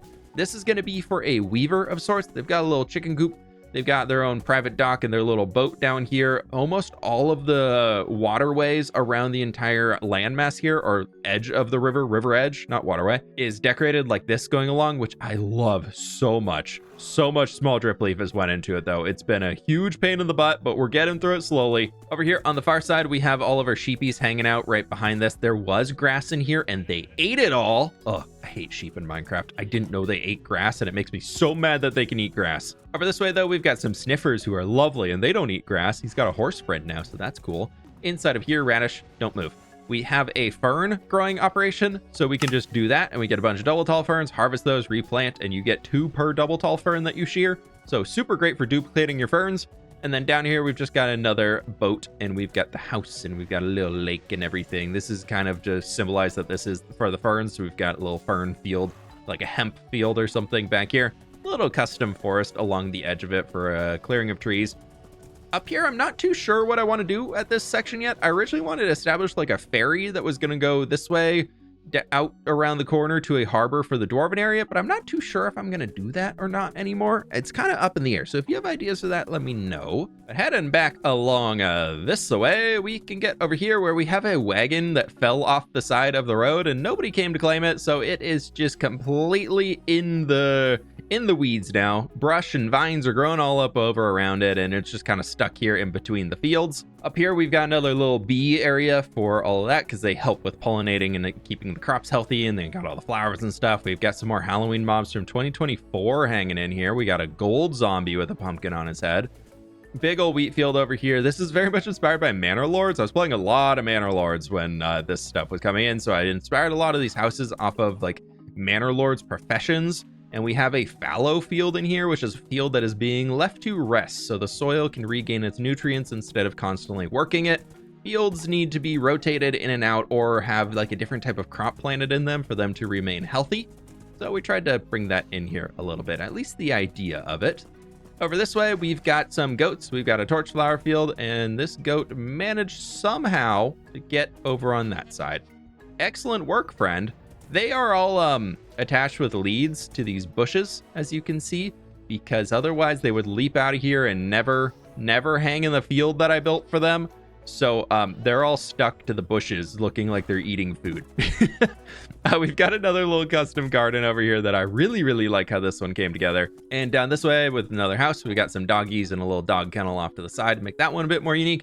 And we've got another selection of homes down here, just kind of at the end of this orchard along the edge of the lake, which are super fun to be able to have these in here. And we've got a little dock where we can add a boat. And this is the point where I still need to finish bringing in that river foliage edge along this entire space. But we got another water wheel in here for kind of the water flowing out of the lake. They'll be able to use that to get some power. And I guess it's a storage room for now. Yeah. Okay. Well, that would be lovely to know that I had all of these when I was gathering a lot of andesite and diorite a little while ago. Okay, future me, come back here. This is another unfinished section out here just for the ground detailing, but I did throw in this shrine of sorts at the top here, which is just cool to be able to get the view of the university. Whatever angle you're looking out of this from, I just think gives so much life, and it's just really, really cool. This is kind of Oblivion inspired for Elder Scrolls inspiration into that one. I feel like any big RPG game that I'm playing through, I somehow bring some inspiration from that into my Minecraft world,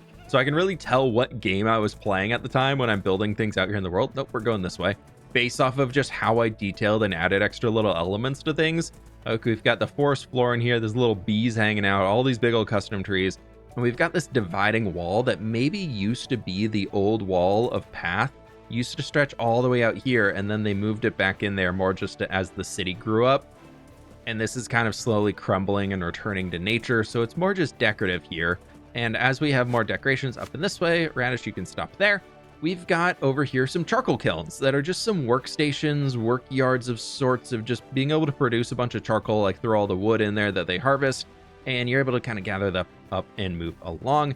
As I just completed this custom forest expansion here, and I really love it. I spent a lot of time in the Wenatchee National Forest a little while ago, and I fell in love. Well, I've always loved it, but I went back there and fell in love again. And we have a lot of inspiration from that taken into this forest here that is very fun to be able to walk through. We've got a little stream cascading through it. We've got flowers in all of the openings. We've got our underbrush. We've got big old bushes. We've got our firefly bushes. We got huge walls of bramble coming in here. Again, another little ruin that we found. Didn't find one of those when I was in the forest IRL. That's probably for the best. And you can move all the way down to the river. All the way down here, little kind of stream flowing down into the main river network and everything like that. But it's just super cool to build this out. The ambiance when you're walking through this is just so gorgeous and fun. And it was a really cool project to spend every little bit of extra time and extra creative energy I could bringing in a place like this to life as I possibly could. And I just had such a blast making this thing. Even over here we had like some felled trees or something, whether they were chopped down or they just knocked over. So we got a bunch of big old branches. We've got this huge tree over here that allows creepers to spawn right back in there. So I'm just being a little safe and double checking. And I do want to continue expanding the forest out that way, just kind of slowly dithering it off and going more into open plains area. So we need to work on the edge of the forest a little bit more, but the forest itself is very nice. As we come out the far side of the brewery, we have one of the only sunflower fields in this entire world, and it is ginormous, and it works best when we're looking back towards the city, because then you get all of the sunflowers, you see everything off in the distance, and it's just a really cool view here. And I'm just gonna hook you to me there, and I'm gonna do a little schnoozle. And that leads us over here to the Hair of the Dog Brewery. When all of our good puppos were added, everybody makes their cat cafes, but for dogs, I figured a brewery made sense. You always see dogs at breweries. So we have every single type of dog in Minecraft somewhere positioned in here, and they all have nicknames after my dogs IRL, which I just love. So they're all throughout there just kind of having fun little cameos in the world. And we're going to venture on past these guys where I have more shulker monsters out here. Oh, my lord. But we got a lot more farmland. We got more farmhouses. And I think I actually did build the interior of this one. I think it's just like a little one-roomer. Yeah, look at me. I did it. It's super simple, but it's cute. I love it. And there's even bees that live in the house. Oh, that's great to know. But you can see all of the fields coming in. Just I need more land to build more fields for every single episode that I make, so I need to constantly be terraforming and expanding my world, otherwise I'm gonna run out of space for where I can put fields. Like, this is all prepped up and ready for some field action over here. Oh, we're gonna have to build those out soon. We've got a cattle ranch. Speaking of which, I forgot a cattle ranch right over there, kind of off on its own. So we'll hit up that first, head by here where I built this little house when happy gas were added into the game, just for a little place for happy gas to be grabbed as we need. And then I realized they are incredibly slow, so if I ever need a happy gas anywhere, it's faster to fly there and then grow a new happy gas than it is to actually fly over with a happy gas. Also, up here where you're seeing all of the moss, this again is a mountain biome that is no longer a mountain biome, because you mountain biomes got to make custom mountain biomes or get rid of it completely, obviously. Along the back edge of the lake over here, this does loop around that road going all the way up there, loops back into the Foliage University. But over this way, we've got some more fields, and more importantly, we have a Highland cow ranch that I love. When Highland cows were added into the game, I love them so much. The texture is amazing. Our little orange buddies, yeah, we're one and the same here. You see that blank stare there? You see that blank stare here? Yeah, we're the same. Exactly the same. Anyways, we have this over here for them. They've got their little stable over there that's got some loose decorations in the bottom. And then we've got a very cool house that I found an inspiration picture on Pinterest that I fell in love with. And I wanted to turn that into something here in game as closely as I could. And it was a really, really fun challenge. I found that's a really good way to grow as a builder. And then I decided along the back here, I was going to add a little greenhouse in just for some funsies to do something different. So we got that in here. But if you're ever looking for a way to grow as a builder, find an inspiration image on like a Pinterest or an art station or something like that is not at all Minecraft and not at all voxel art, and try and create that as closely as you can in Minecraft. Like match the colors with the blocks and all of that stuff, or the brush strokes or the markers or crayons or whatever they did to make the thing, and you can get some really cool results and you can learn a lot. Highland Cow Ranch side tangent completed. We can head on this way back past the original cattle ranch over this kind of weird bridge that I made with the sandstone, but I think it actually kind of worked out pretty well. We have a road that I still need to do a little landscaping over here, but we have an igloo. That's a normal Minecraft spawned igloo. I didn't make that myself. That spawned in there. And this takes us all the way out along the coast to where I have a village I created to find cartographers in Minecraft when the trial chambers were added and cartographers could sell trial chamber maps to us. So we built this entire space out here to get some cartographers and go explore our first trial chambers, which is a very, very fun way of turning a build into something for a new feature in Minecraft. Instead of just breeding up a villager, getting a map and going and doing it and being done in 45 minutes, this became something that will always have a memory for me. And this is where we founded the idea of the donkey way station, so it's also very important. Over here we have a small harbor with two little baby boats. This is the first time I tried designing these little tiny boats. You can see the inspiration going back into the outer regions of Path 2 from this type of design in here. And we've got just a little outdoor storage area. I figured the seas are very, very rough. Look at all those waves. So they're more about crabbing and all that stuff instead of fishing, so they can drop their pots and come back in and then go back out and grab the crabs and everything later on. Maybe Nautilus will get caught in that because we don't really have crabs in Minecraft. Over here, we've got a little storage room on the inside that doesn't really have much on the base floor, but it became my own personal base for setup up here. So I have another portal access, I got an ender chest and a bed, and that's really all you need when you're in endgame, because you just bring the shulkers with you. We did all this custom rock work here that's looking really cool inside of this place to give myself a reason to come back, because cartographers were only kind of a one-stop shop type thing. I set up every single banner pattern over here, and we've got a ton of dyes and we've got a ton of wool to be able to make custom banners in here, which is really cool. And back here, we've just got a few sheepies hanging out. I lost Radish. We'll find him later. Oh, we got a baby villager. Hi, buddy. As you can see, villagers do live in here. They love this space. There's so many farmers, but we have a lot of beds in here. They're kind of doing their own thing, so they got a lot up there. Help keep them alive. We got the farmers working the fields. We've got a cleric in here remodeled. This was an original village, so I just remodeled all of the houses. So this was a cleric villager house beforehand, and these were just normal villager houses. That I can't remember what that was. But up here I replaced, oh, you can still see a remnant of the original village. They have 3 bells. I left 3 bells for them. Oh, wow, these people are rich. We got a leatherworker shop right over here. I know typically medieval times that wouldn't be in the middle of a village, but it's Minecraft, so it's fine. Maybe he's like selling finished goods, not tanning hides. This is the cartographer house though, so that we have something on the inside, and our cartographer is sitting down here with a, he doesn't actually trade that map, but he got stuck in the storage boat that they used on all of their many adventures to make their maps, of course. I really love how this house came together. It was really, really fun to design. I love the inside of it. So we've got all of our cartographers in here. They're selling their trial explorer maps, all that good stuff, and they've got their beds and everything, so they can kind of do their own thing as they need to stay alive. And it was just a really fun one to design, and I really love the outside look of it. I think the shape profile of this house is very cool, and doing a little bit of cheeky flying over here to going away from, oh, I left this boat. Perfect. I don't have to fly. Nailed it. We designed all of these cliffs to try and be some darker, like basalt rock cliffs, and using a lot of really big highlights to capture where the light is hitting it, and a lot of birds are living next to all the diorites and all that cool stuff.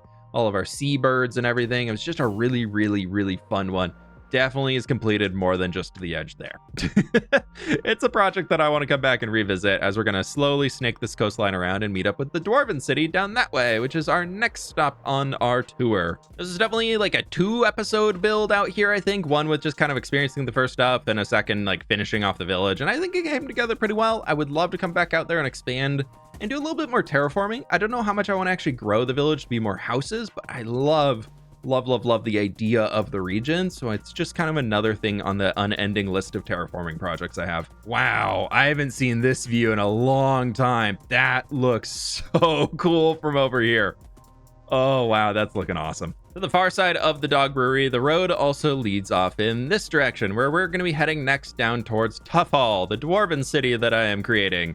As we can swoop around this corner, we can also check out a lot of other terraforming projects that we'll kind of get on the way back to come back in here. But we have this big old bridge to get across this. I want to make very, very tall so that we could build a harbor in here, and the Dwarven like steamboats can move underneath it.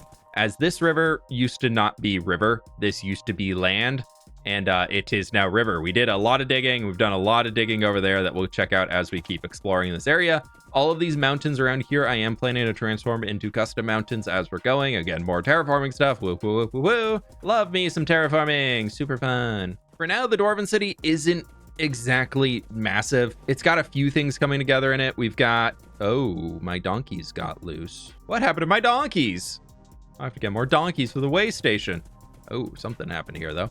We have our gatehouse coming into the middle that I think is very cool. This is very inspired by Dornogal from World of Warcraft. If you've been playing the latest expansion, it's the main capital city in there, and it's very, very cool. It's like dwarves who live above ground and are very focused on greenery is the goal here. Up at the top, we do have a pale oak and dark oak tree farm that we can use as we need. I've recently set up some tree farms to help with these big, massive terraforming projects. I don't plan to use them for everyday builds here and there, but for the bigger grinds that would require like 10 plus hours of log chopping, I am using auto farms for it just to keep my sanity. Another thing that helps me keep my sanity is right in here. We have a ton of cleric villagers fully cured and everything that will all give me redstone dust for emeralds. So we have 2 layers of cleric villagers, and I can get as much redstone as I need as long as I have the emeralds to be able to supply it, which is a wee bit of a problem in the world right now.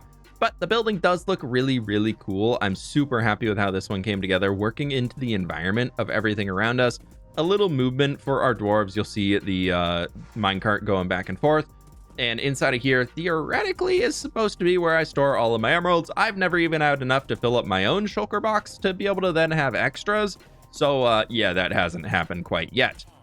Up here at the top level, this is how you get into the backbones of it, where there's the villager breeder in the back there. But we've got this little house, and I do want to expand it up here as we work on the landscape to add a few more houses and another little neighborhood up there. I think could be kind of fun. Down along the bottom, though, we have our next stop, which is going to be right over here that we can take a minecart in. Well, yeah, why not? We can take the trip in. This is a resin mine. I've decided resin is more of like an amber in my world, and so it is something that dwarves have mined up as a way that we could turn a creaking farm for resin into something really cool in the world. You have to take this minecart all the way down underground through these caves and everything to be able to access the creaking farm that I still have not name tagged all the dudes, so it only works at nighttime. I need to get back in here and do that sometime soon.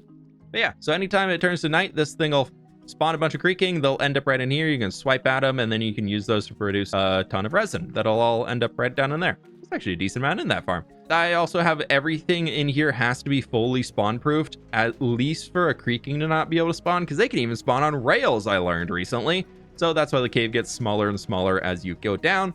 But then we have decorated out everything in this section just to make it look like they're mining out the area. We have like resin as ore throughout, like big ore seams that they found and are digging out as it all goes. And you saw a little light shaft going up to the surface to get some natural light in there. Good job, Radish. You're headed the right way. As next up in this area, we have the main building, which is very inspired by the rulers area in Dornogal. I love this thing. This is a rocket factory, actually. It's definitely super efficient, but there's a creeper farm and a sugarcane farm up there, and a little auto crafter down underneath. We've got a big old throne room in here. The items fall down those points as they get collected from the system, and then they will end up at the bottom. We have a huge hammer out of the front here with a netherite block in the middle just to symbolize the power of everything going on in here. And it's just a fun building. Bringing in Dwarven architecture, to me, for some reason, always has Dwarven faces, like big beards and things in it. So I wanted to bring that in here at the top. And the top also kind of looks like a crown a little bit, like a big jewel or something sticking out on every single side, which is fun. And then the last element of the Dwarven area so far is I have started this mountain along the backside here that is looking very cool for another mine. Obviously, we need to have our dwarves mining a ton to bring the true Dwarven vibes into this world. So we have this huge mine entrance in here that inside of it currently is not finished, but it does have a copper storage room with a little copper golem sorting everything. So we have a whole sorting system set up in here for all of the different types of copper. Will end up in there, and if it's a full uncut copper, they will just end up over in here in these different chests. As you can see, I don't have too much copper right now. So anytime I have copper left over from a project, I just come and drop it off in those chests, and the golems will sort it and do all that cool stuff. And we've got to come through here and figure out this whole inside soonish. Something tells me you've been around here for a long time. Yep, already bought it. From here, we can head south and do a little bit of off-roading, as this one has not been fully connected up to the rest of the world yet by the road. As another terraforming project that I have that I probably shouldn't mention is I want to raise up the base floor of this valley and turn it more into a little bit like a highland section. I just think could be a lot more fun and something more for the dwarves. I love the idea that the dwarves are not farmers, but they're like herders. Like they herd animals in maybe a little nomadic, contrasting against like the big city. Kind of love that vibe. So I would love for them to be either like sheep or goats or something back in here. So I want to raise this all up and kind of flatten it out so it can be something more for the dwarves to be able to do that type of like animal husbandry type stuff on the outside. So over the next mountain, you can see a road right over there between the ears of Radish that is connected into the edge of this village, which I do want to transform. So I purposely put the road connecting into there. So I'll transform that one and then holy go. Oh, I'm really, really happy you didn't die, Radish. Okay, moving on. We're totally safe. Okay, I need to fill in that hole. This is, again, something kind of inspired by Eastern Washington, just because I really wanted to do a more open, arid region for farming with very sparse, occasional pine trees to it. So this is kind of like coming out of the Cascades, going towards Eastern Washington as you transition from a mountainous region towards more desert, flatlands, grasslands area. So we've got these big old trees in here, which are super fun, and we've got a big old field over here with all of our firefly bushes that is super laggy at nighttime, but I love it. And in here, a space where I was experimenting a lot with a lot of colors. You might not have seen this one, but we have a new village out here that is all very red themed. I wanted to make a red village and really just make it look like the people who live here love to paint their houses very, very colorful shades of everything. So we have our nether bricks, we have our blackstone, we have our cherry log up into mangrove and netherrack and red nether brick, and we got our white accents with the pale and everything. This is when shelves were added into the game, so it's the first time I was using those, and I really, really love it from over here. It was something that I just had this idea in my brain that I was like, it's not gonna make a great video. I'll be honest, not gonna make a great video. I thought the video was good, but it wasn't one of those like, this thing wasn't trending, you know? But I really wanted to make it, and I had such a lovely time coming out here and just designing this and having a lot of fun building up something brand new and learning a lot about how to texture and how to bring different colors together. Like we even got brown terracotta in here just as a fun way to bring everything in here together. And I had a lot of fun with this build. It's just a little guy. There's only 4 or 5 structures in there, and I think it came together super well, and it's something that I hope is going to spark a lot more projects off in this region with a lot more custom stuff. And we've got a big old jungle and savanna, and we've got deserts, and we got big old rolling hills and plains biome over here. It's finally out of the mountains that are around the big city of Path. So it feels very, very different. And I mean, just look at that cliff face over there. We have to do something with that eventually. So this side of the world has a lot of special stuff to it. I found one of my donkeys. How'd you get over here? Oh, I never tamed you. Oh, awkward. Let's go, Reddish. We've got to drop a donkey off. Good news is that means the other one is around here somewhere, so we will pick them up if we see them and bring them back. But otherwise, we can keep on exploring on the tour. Back over to the river here, which I love. Oh man, this thing was last January. We dug this thing out completely. So this river is over a year old since we did that. We filled the entire bottom with mud. We brought in the grass. We brought in the stone.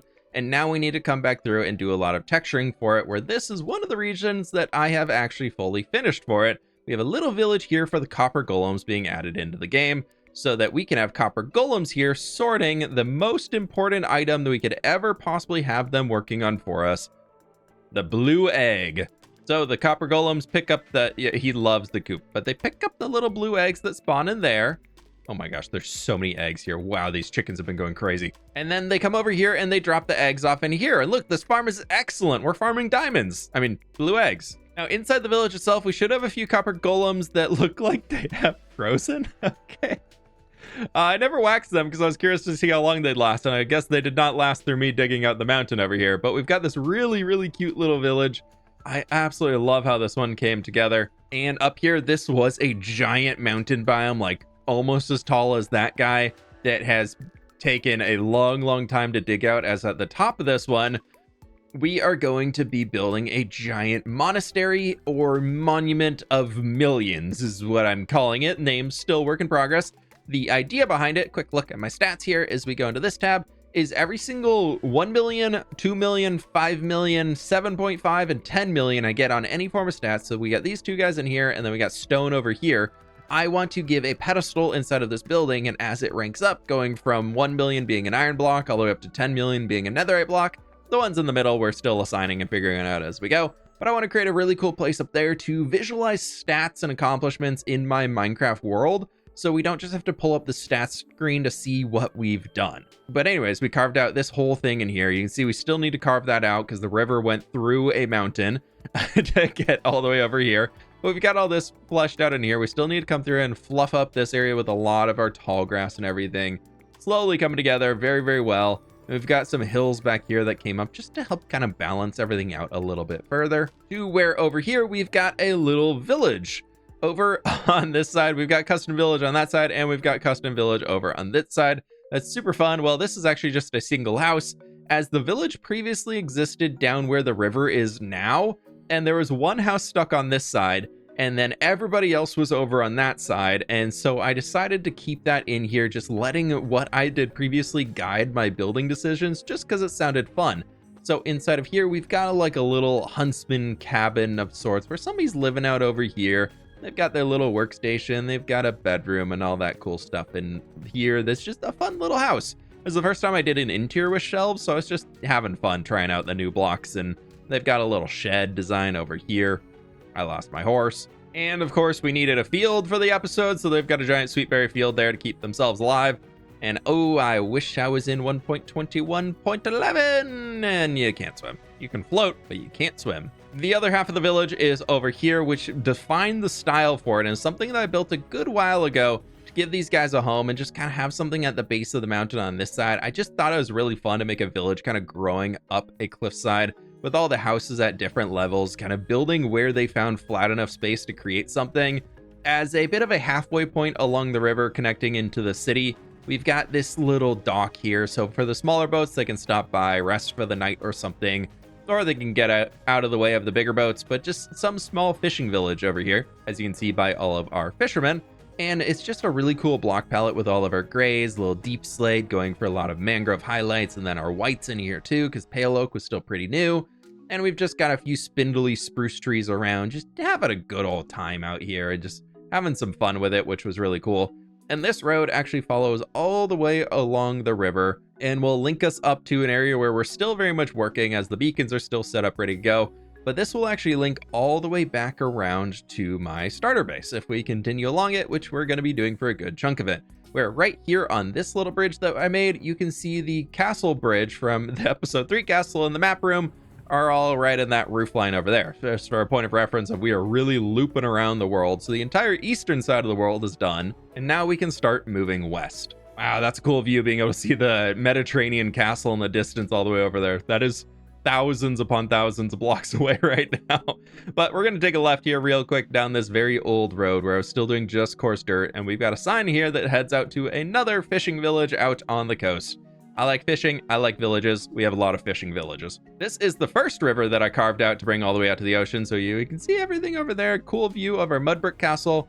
And this river through here will be going along this entire section. as I believe it had 1 block of water before to get all the way through out here, which was not big enough. So we expanded it out with a bit of a quarried side on this edge here and brings it all the way to the ocean for trade ships to be able to get in to the lake town and everything that I had made in there. And it gave kind of purpose for that town having a bigger dock and whatnot. And how can I get through here? Place the, okay. To this village, which is just something that I just threw together, I think 2 years ago now. We came back to add a donkey way station. We've got the original point where I did the goats attached to leads here for their little pasture. And this is just something that I just had a lot of fun just winging it. There was no plan behind this build when I came in here other than I wanted to put a village out here. I did a lot of terraforming and landscaping, so you'll see that this is actually all floating a good like 15 blocks or so above the land down below, and it looks really cool as we've got these big old custom cliffs out here that are just stone, so I'd love to come back in and texture them one day. And with the rough seas of the ocean out there, we've got a little protected harbor for them to launch the boats from, and then they'd have to have some pulley system to pull the boats back up here to put them on their dry docks when they're not actively being used, so they'd be resting up here. But this was actually a real village. No, it wasn't. There's a real village down that way that I stole villagers from and put them in here. So they have beds and they have workstations, and they probably all are shepherds with all of the looms in here. But it's pretty cool. Very, very rustic, almost like Viking inspired, like Nordic inspiration to it a little bit, but more like fantasy Nordic. That was really fun to be able to come together. Simple well right in the middle, and then we've got all these little like under storage areas underneath the homes that I definitely finished all the way. Ignore that. Ignore that. Yep. But from out here, it looks very full and finished. So that's great. But it's just really fun to be able to come out here and spend a day or two IRL and just work on something very different.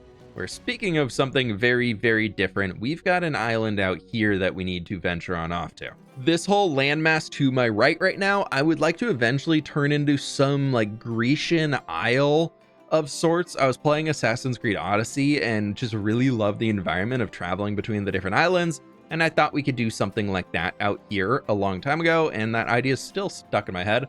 But this structure right here is kind of the first attempt at that, of a little island that I found covered in a few trees that I decided to tear out completely and turn into a solar punk inspired village. Mediterranean meets solar punk. And I had a lot of fun designing this. This was really, really fun. I love solar punk architecture. I think it's just a really, really cool theme and style, and just something to contrast against all the cyberpunk that you see a lot of the place.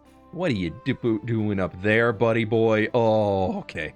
Anyways, we've got all these machinery things around, little gadgets. We've got a tugboat. This is very much breaking away from like the medieval fantasy lore that we have in the world, but I'm saying solar punk.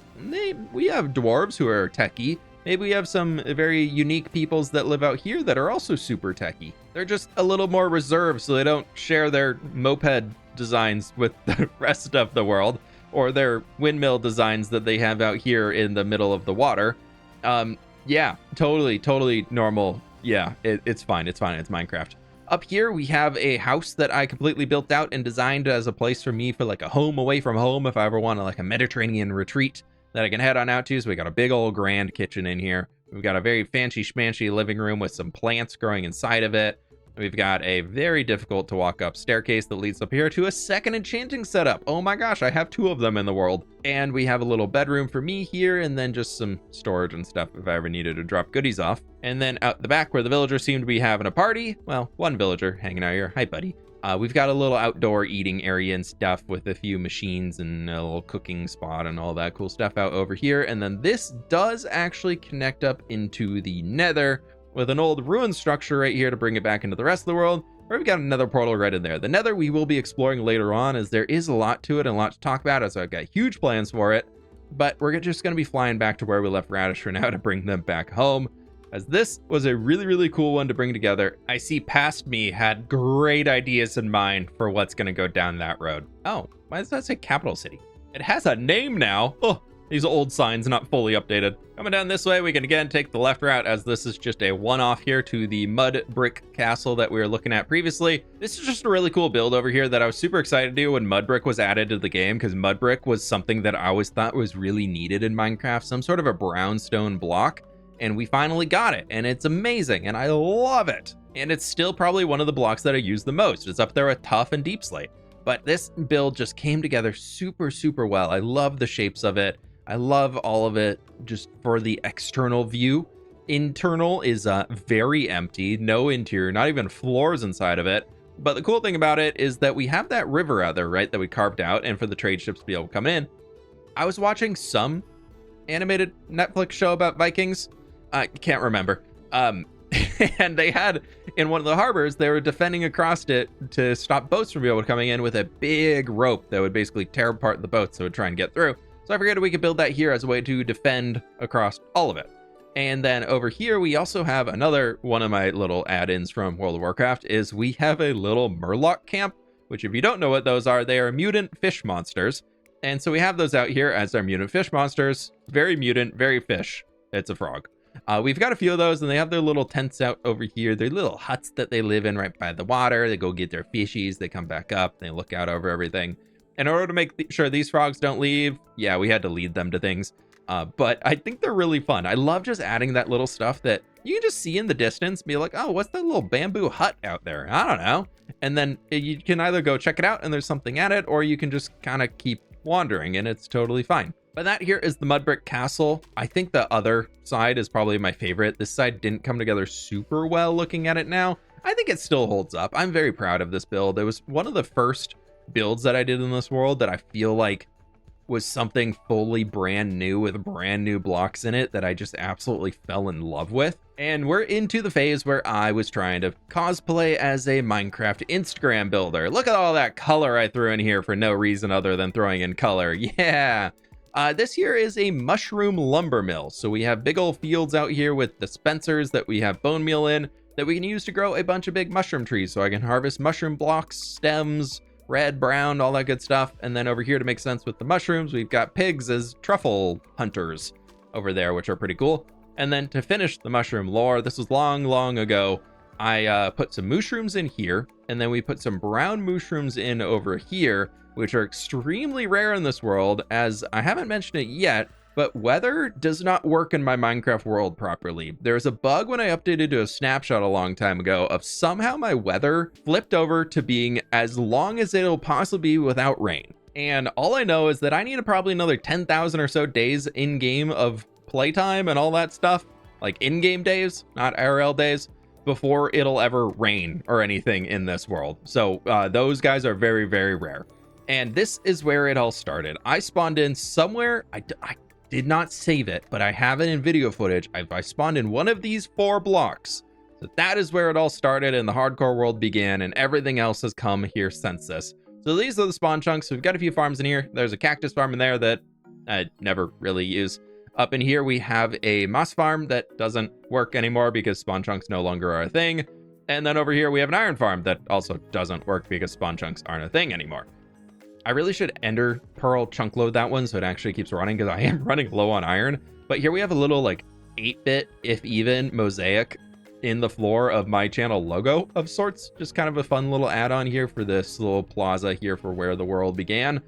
And then over this way, we have our McDonald's for our sniffers, as they are all harvesting up everything in there. And there is a minecart running underneath this entire area, so he brings it back into here. And we end up with all of our torchflower seeds and pitcher pods that we could ever possibly need. And then I just filter out this field for torchflowers and that for pitcher pods. If I ever need them, I just harvest these and replant them, and then they're always ready to go whenever I need them. We've got a lot more fields in here as we're kind of looping back towards the town. We've got the giga tree, the mountain, all that stuff. The only other thing is there is an automatic wheat farm hidden underground in there with a bunch of villagers, and that just pops out inside of that building and auto-crafts down into hay bales for myself. That's the only thing you're missing over there, and it's really ugly underground villagers, allays, and all of that fun stuff. Over here, we've got another donkey way station. We've got a little traveling cart of sorts. We've got another little farmhouse over there, just adding into the environment. And then we have this bridge, which is going to take us the farthest west that we have been so far, as we enter into a custom birch forest I created, where these don't really look like birch trees, but I was trying something out and I committed to it. Over here, we've got a little hut in the middle of the woods for somebody who's just kind of living on their own, some sort of a hermit or some medicine person, maybe like a witch or somebody lives out here and there's like a healer of sorts.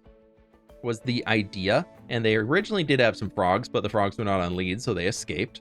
Over here, we've got a bit of a hunting cabin with some dogs in their kennels, and we got like a hunting lodge that is way too pushed close to the main road to get throughout the world. You know, technically in lore, the cart could move, but oh my gosh, who decided that that was wide enough? Throughout the other end of the forest, there's just a lot of noise in this one. I think is something that I've learned as I've designed forests. Like, I just put flowers and things all over the place instead of putting like hedges and bramble and all that really you would see in a forest. So we've got some fallen logs with moss on it and everything, but overall, I feel like this forest to me just screams too much noise. I was learning in the process, and I think I would do it differently now. First of all, I would make actual birch trees instead of pine trees that are just made out of birch. On the far side, we've just got another little farmstead here, just with some wooden structures and some more fields as a way to just keep expanding the fields I need in every episode. And we are here at the giant capybara / whale rock of sorts that is the output for the gas farm. And the top of this thing, I was a little inspired by Halo, where they have those big like forerunner structures. Hopefully I'm using the right name. And I wanted this with like a beacon beam just going straight up into the sky out of it. And then if we're too far away for the beacon beam not render, you can see some end rods in there. And so we constantly have this like beam of light shooting up into the sky. That's pretty cool. As we exit out from that one, we enter into a very important part of the world as far as getting dyes goes, as we have the flower forest village right over here, which is truly in a flower forest biome. And around here, I decided to divide it up for every single type of tulip. So we have all of our white tulips over here. We've got red tulips over there, orange are on that side, and then we've got our pinks over there. And before we head into the village, we can make a quick little stop out this way, as we have a small sheep farm with a shepherd villager living out here. And actually most of the villagers from the town are now living in that pen. Inside of this rock, I have a nether tree farm in here just so I can get all of my nether trees, as those suck to chop down. Then Radish's original home is right over here, where inside of this one, we have a bulk sheep farm for a single type of wool. So they're all at light gray currently because I use that for texturing rocks and mountains and everything. And then past this way, no, Radish, it's okay to come back over here. We have the horse racetrack, where why is the lighting level bugged there? I don't know. Anyways, there's a lot of horses in here, and as you can see, they have stats on all of them. I am still trying. Radish is the closest I've gotten so far. Of the fastest horse speed is 14.232 blocks per second, and old Radish here is at 14.229. So we are 0.003 blocks per second off of the fastest possible horse in Minecraft with Radish here. So we've got some villagers to buy golden carrots from, and then we can just keep breeding with all of the horses to hopefully get the faster speeds. I designed an entire horse racetrack out here that's themed after, I believe, the San Antonio F1 racetrack. So it goes all the way down around the mountain over there and swoops its way back. And when you finish the race, this launches fireworks and stuff. That has a timer circuit when the redstone lamps are going. It's counting down for timing and all that. We've got a whole big fWhip redstone certified project out here that's really cool. Here's all of the horses that have been let out to pasture, and they've made their way through the fences and are slowly climbing up the mountain. As you can see, some of them have made it very, very high up the mountain. Over here, we've got a short little sprint racetrack if we want to test their times. And then we've also got this guy right here where if we want to check how high they can jump, we can do that. And then we can start stacking individual snow layers on top of them too, so we can see down to the snow layer of how high the horse is able to jump, if I can do it perfectly. So the eventual goal is to get the perfect horse in Minecraft, and we are slowly working towards it here. It's actually been a little bit since I did any of that. And farther along, you'll see that, don't worry, we've also been trying to do it with donkeys, as I eventually want the perfect mule in Minecraft. But here in the Flower Forest village that we have, which really needs a better name, we have a fully functional village that's super, super cool. There's no interiors to it, but every interior does have a bed and a job block in it, so that's great.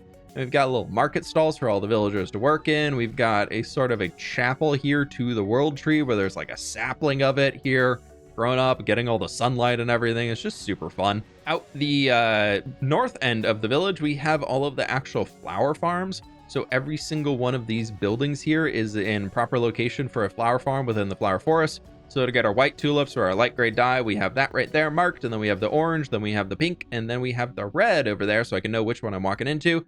And hidden behind it, I still need to build a structure for this one. We have azure bluettes and alliums back here, so I can constantly get those gathered up if I would like to. It's just a shifting floor bone meal from the bottom, classic flower farm.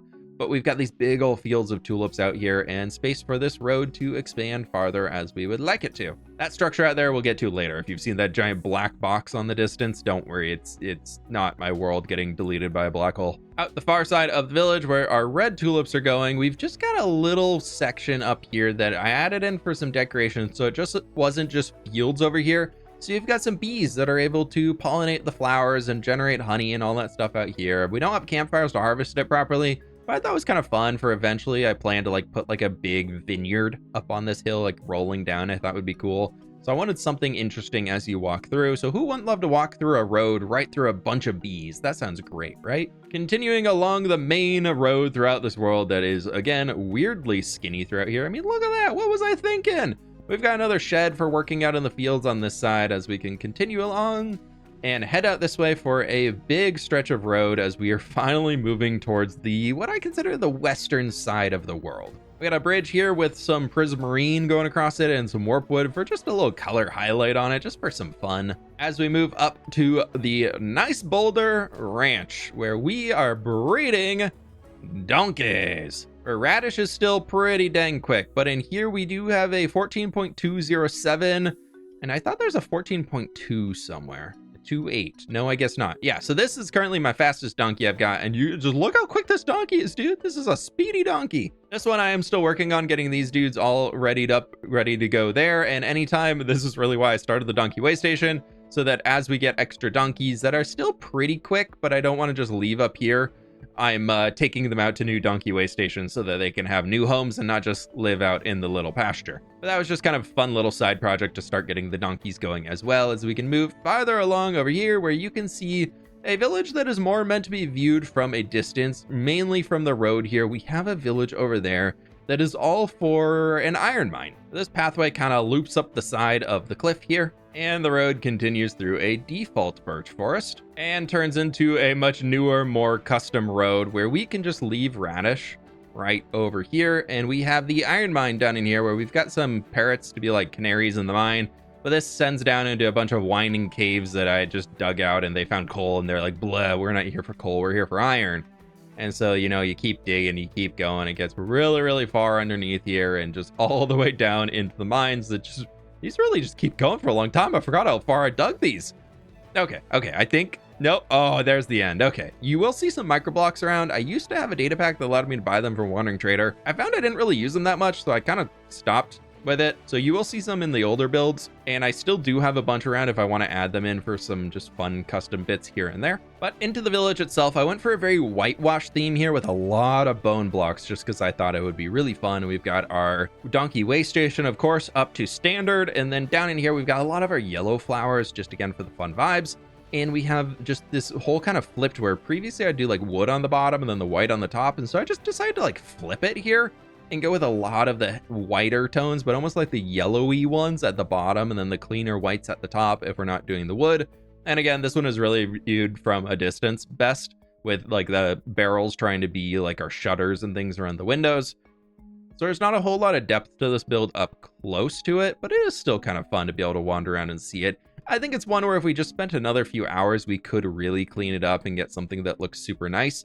But again, it was mostly just meant to be a little side stop along the road as you're kind of going woo off up that direction. Maybe I need to put an actual iron farm in there so I have a reason to come over here, and then we have a reason to actually start updating it. But over here, you can see a ruined castle up on the top for a Mediterranean region, really shifting out from the more medieval focus as we're going to Mediterranean, as we're moving towards the desert, which is much more like an Egyptian style, Middle Eastern. So I wanted to like naturally have that transition, and the Mediterranean is kind of right in the middle on an IRL map. If you go from Europe to like the Middle East, the Mediterranean kind of in the middle, loosely.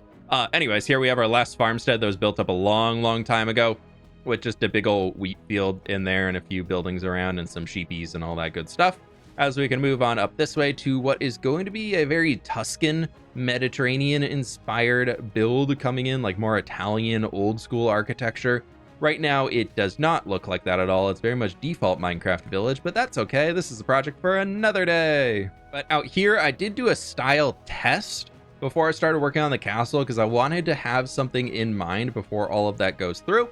And so we can leave radish right here, where I really love how this house came together. I think it looks super cool. The shape, especially the profile that we have on it, I think is really, really solid. And I even decorated the outside section, and nope, definitely didn't. Hey, I put a floor in it. Look at me. Really took the time to think this one through. Also, we are currently on the 14th day in-game touring around the world right now. We are slowly getting through it. Oh, no, no, no, no. No, radish run. Headed up to the castle, we got our more classic, like cypress-ish trees over here that are a little overgrown, as the castle's been left standing on its own for a long time. Nobody really lives up here. I believe we only have a skeleton horse at the top. You can just see all this stuff crumbling down. We got some birds flying off of it over there with our candles, and all of the walls are just ruined. There's holes in everything, and we've got some dogs, and there should be a skeleton horse in here. I found him recently. Maybe he ran away. I don't know. He can live his own life. But the whole reason for this thing that I found after the fact for building it is inside of here, we have a grass farm. So we got 2 allays now that are helping me out. And if you bone meal in a Stony Peaks biome that we're in right now, you only get grass, no flowers. So I use this to shear up a bunch of grass as I need it. So we've got that in there. That's super nice. And I really love the courtyard feel that we have in here. It feels very ruined, but still feels like you can tell what existed here before, and I had a lot of fun designing it.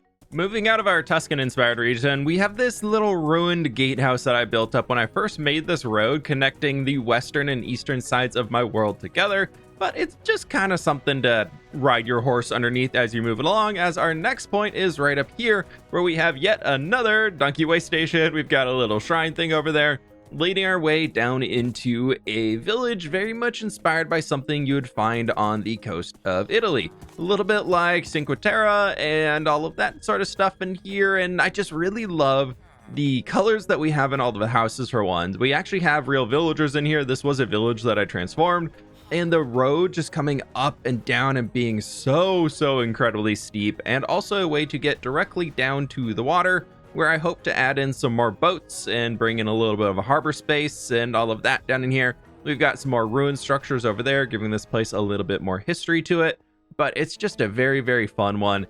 And I did it before they were popular. We have birds in the sky. Look at them over there. And we've got another boat right over there and an ocean monument out there, which, why not? We can head that way for now, but look at the village. Oh, it looks so cool. This build out here is something that is, I think, almost 3 years old at this point.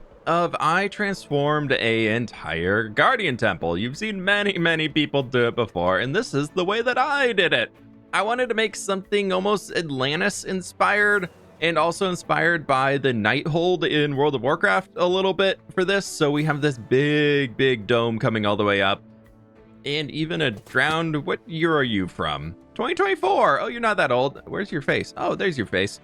But yeah, this is what I did. We got another portal in there for easy access in and out. The Guardian farm that I built on the inside was something I came up with myself, and it's absolutely terrible. But it does have this nice little interior space for there, down into an absolutely disgusting storage room down here where all the Guardians fall, and then all of the drops just get collected. I don't tend to use a whole lot of Prismarine, so I don't have a whole lot of reasons to come out here too often, but it is something that is pretty cool, and the whole purpose of this tower stretching so high into the sky is the perfect AFK point is actually right here on this button. So if I ever need to AFK, I can just sit here at the top of my tower and just look out over the ocean, see all the way back to the world tree, see where we're headed next for our tour over to Papyrus in the desert, and it's just kind of a fun one.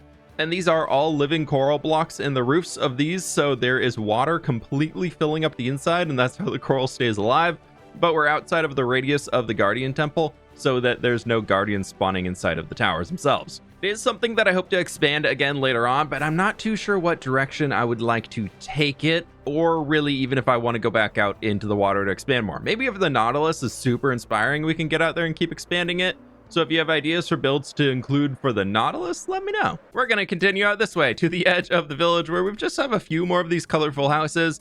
And I put this carrot field in here so that the villagers could have a way to grab some crops and be able to maintain the population as it's going, just because they really desperately needed it at first. So I try and keep them all sustainable on their own if I can, with at least one farmer and some crops. Now, coming to the western edge of our green right now, we are entering the deserts of New Papyrus. Papyrus is a build that I made a long time ago in my original survival series of a giant desert city, and I wanted to see what I would do with that in a more modern building setting. So we have this over here, which is looking really cool. It's kind of the entry point, and this is actually the Nether portal to get back home and everything like that, so that instead of just spawning in the city, please don't walk into the cactus, thank you, we have to spawn at the edge and then journey into the desert. And I just think it's more fun to be able to experience the world that way. Headed up over this way, this is an entire mesa biome that I carved this huge river coming throughout here, put in all of these palm trees to create this like lush river environment going along the entire thing. You can see the whole basin across here. All of the red sand that was previously in the mesa has now been replaced with regular, normal, good old-fashioned sand here to give it some better looks to it and everything. This was a river biome here that existed. I just carved it all down and then took it all the way back through there. I was kind of hoping that the leaves would be a little bit more lush colored, but we are in the desert and mesa biome, so they're pretty brown, but that's totally fine. Over this way is a custom mesa rock that I built up that I just thought was a really cool design, and I would love to continue this along the edge of the desert, so you don't just have that weird biome transition where it's just sand and then grass and you're into forest, and over here you're in a very arid, gross desert and then fancy forest. So we're gonna try and bring the rocks along here, and then that'll explain why. Any mobs in here? Nope, no, okay. Oh, no, there's mob. Oh, it's a pig. It's okay, pigs are fine. But back here, I really want to create like a cool, lush, forested environment that basically is using the rain shadow effect for the reason why it's so lush, and then we can actually have a way to explain how all of the trees grow in here right next to this very dry, empty desert is that these rocks are stopping all the moisture and it's trickling back down on this side and causing everything to be super lush over there. That's a future goal that we'll get to, but for now, we can explore farther into here where we've got a lot more deserty stuff. Expansions going in here. We got little ruins. We've got little homesteads out in the desert for the people living out here. They've got some fields that are all bordering along the water. We've got a big old ancient tower structure out here just to add some interest to the skyline. And again, just some more houses. We've got some camels and just trying to create little farming communities where they're able to maintain everything as it comes along the edge over here. With a bit of a bigger house for this one. None of these have interiors quite yet, so I haven't really gotten to that. We've got a bridge that goes that way that we'll venture down soon, but for now, we're going to take this side route to the left to go farther out towards the coast, where we are coming to the edge, where we have a village that I absolutely love, and we'll get to it in a moment. As first, I want to just show you all the salt flats that we built up. So many bone blocks went into this. This was a huge desert peninsula out here that I completely flattened down and got so much sand and sandstone out of, and then I brought back in all these salt flats just as some fun way of doing something different for the edge of our desert as it transitions out into the ocean. And then at the very end of this road, we have kind of a very blank endpoint here. I don't know why there's a torch here. We can get rid of that. And it leads to that, where you technically would have to swim, or maybe that boat could be over here, and you can get out to a lighthouse to keep track of the harbor and all that stuff. Just was like adding some more vertical interest to our world in the ocean and everything. As normally building in places that aren't deserts, you just kind of add trees and greenery and stuff. And I don't want to do that everywhere out here. Occasional palm trees along the roadways, occasional little areas for workers to get out of the sun, and then with little patches of dry grass and dead bushes and things. That looks great, but if we fill it all up, then it doesn't really look like a desert anymore. So we need to find different ways to add that interest out here. And I feel like that guy does the trick. Headed into our village this way, we've got a little place for them to build up some boats using kind of like reeds or bamboo or something that they're able to harvest from the river. You know, the papyrus and all that has multiple uses. We've got a little stable right here where we can drop radish off for now as we go and explore through this village, where I have brought villagers into this one, but I don't believe it was an actual village to begin with. I think that was a little farther over that away, but we've got a camel, we've got a few villagers hanging out. And I tried to give them all homes, and I believe there's workstations and job blocks and beds inside of each of the houses that we have throughout here, and it's just a really cool environment. And this was the big storage room that I was kind of living out of as I was helping to build up this entire place. We've got all these little boats over here that they use for whipping up and down the river. So I designed some cool mast system as we have all of the bridges, where it's able to kind of just drop down off to the side and hang off of here so they can make it shorter and get under the bridges and go on. So we're trying to think of how the storyline works through all of it. So we've got this design where it's like fully rolled up for the sail. We've got the entire mast down, and then we got one with the sail out, moving all the way around and doing all that cool stuff. We've got a few more houses right here smacked in together, just kind of sharing walls and everything. And then a big old boat here, kind of like almost like a party barge, but like also storage barge of sorts that's just moving stuff around.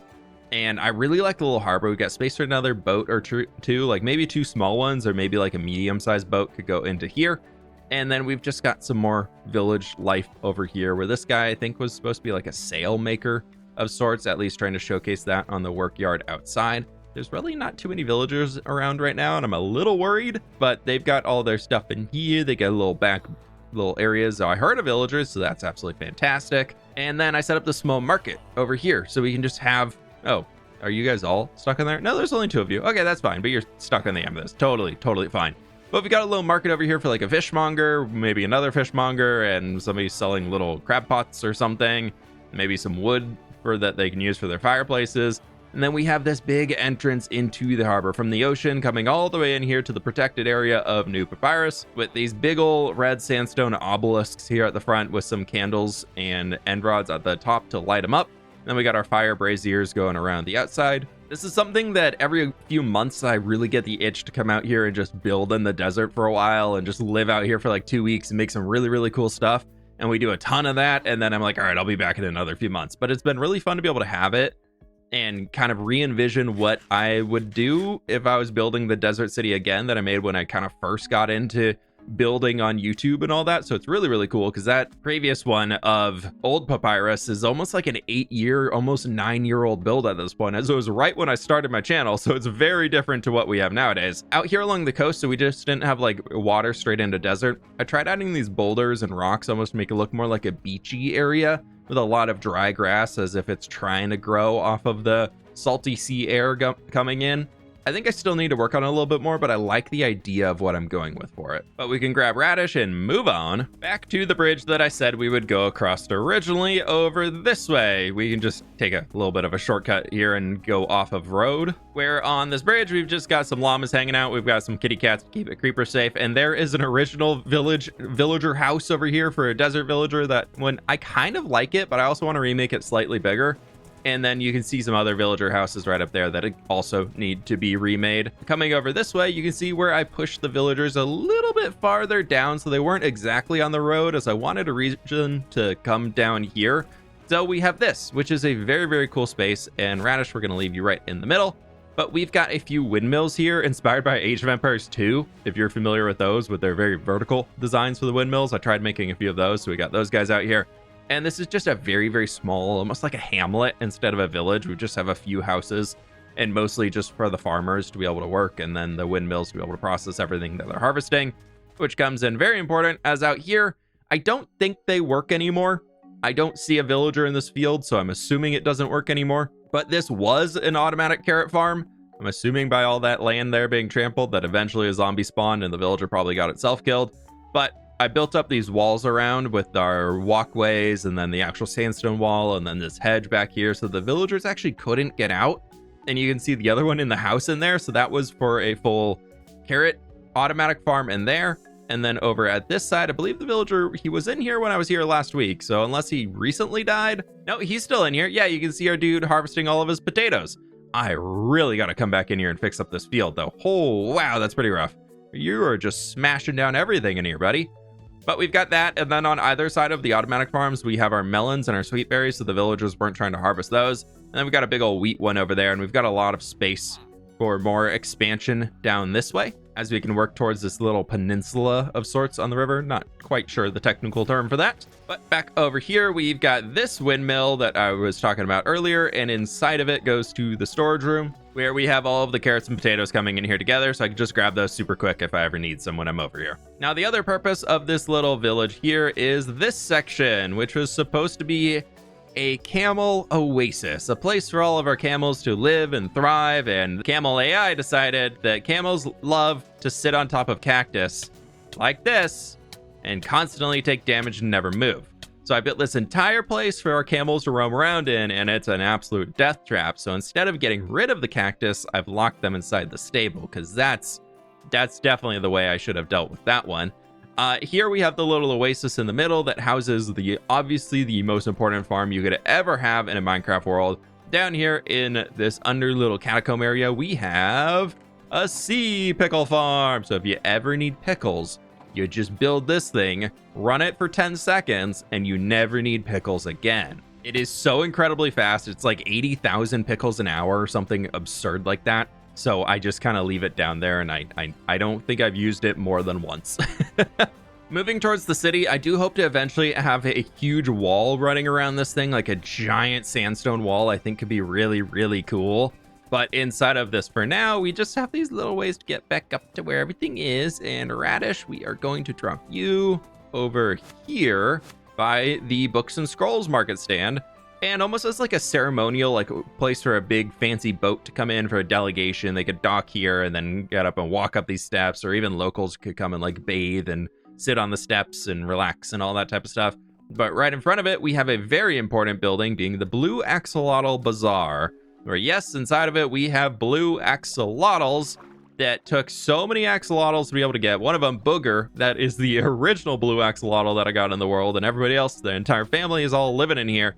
And I want to breed up some more soon and move them throughout the world. I think it'd be kind of fun, but it also is nice kind of just having them in their space here. But for the rest of New Papyrus here, I'm inspiring it a bit off of the city layouts of Madrid, where you have these big mega blocks, and in the middle of it, you have this open green space for the people who live inside the buildings to have a place to kind of get away from the city, something more private and intimate for the villagers or the people who live in these buildings.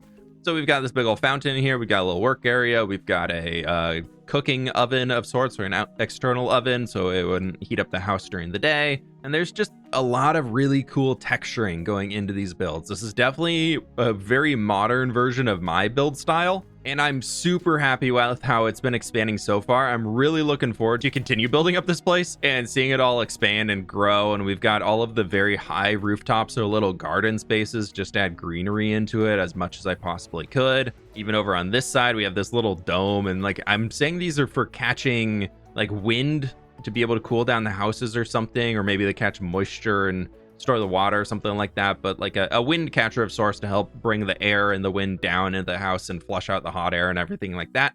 But as you can see, we've got this one city block here with quite a few buildings on it and filling out that entire space all the way around for the entire city block. And then we've got another one over here. We got a big old bazaar, and we've got a grand structure down on this end. This place is definitely not mob safe, so I'm gonna sleep. To where we can check out the grand structure first. This is the grand library of New Papyrus that is very, very fun. We've got these like stars out on the front of it on all of the corners, and then it's just very much kind of monolithic from the outside, a bit brutalist, and the inside is where the magic happens, as we have 48 villagers in here that all trade glass. Yes, that was awful to do. It took so long to get all of them. They've all been zombie cured, so they're about as cheap as we can get them. This lever here will turn on a beacon for speed, so I can run around even faster. And if I bring in a ton of emeralds, I can make it through trading with all 4 columns that we have in here in a single day and fully lock them all out about before the day ends. And I had a minute or 2 left, so I decided I was going to fill the middle here with fish. So every single fish in here was 1 day of glass trading, and then I'd fly over and get a fish and bring it back and put it in our pool that we have here. Oh, there's even more fish over this way. Yeah, I did a lot of days of glass trading when I was working on the end, which we'll check out in a little bit here. But I really, really love the interior space of this one. It's super, super cool.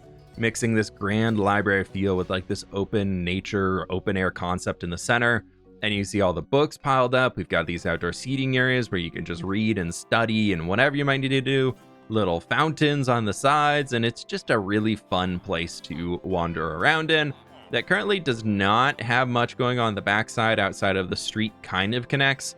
And we are building over the top of a village, but that's fine. All of the villagers live in there now. Underneath this building, I'm storing all of the maps for this part of the world. You might remember at the start of the tour, I showed the maps of the other side over by path. And so here we have the first map I made of this region, and comes all the way up to the most recent that is fully up to date, I believe. Nope, the rock's missing. Okay, so I'm a little behind on this one still, and we need to keep expanding the city as it's going to keep growing. It's very, very cool. But getting back up here, we can continue along with the tour. As this end of the library, we have a little garden section that I tried making super manicured, like very well cared for.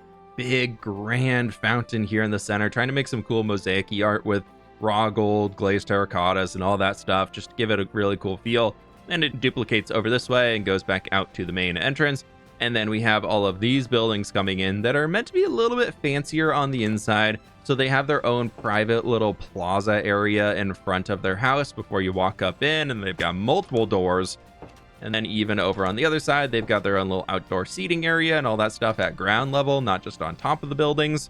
And that leads us in this way, where we've got a few more structures that are waiting for interiors to go into them. And I really, really love how all of this has come together. I believe this one... No, this way. Papyrus was named because of sugarcane making paper, aka papyrus, bold Egypt, blah, blah, blah, blah, blah. And so, of course, here we have a giant sugarcane farm underground that produces so much sugarcane for us. And right now it has one module set up and I have space for 3 more. No, I did a second module and I still have space for 2 more.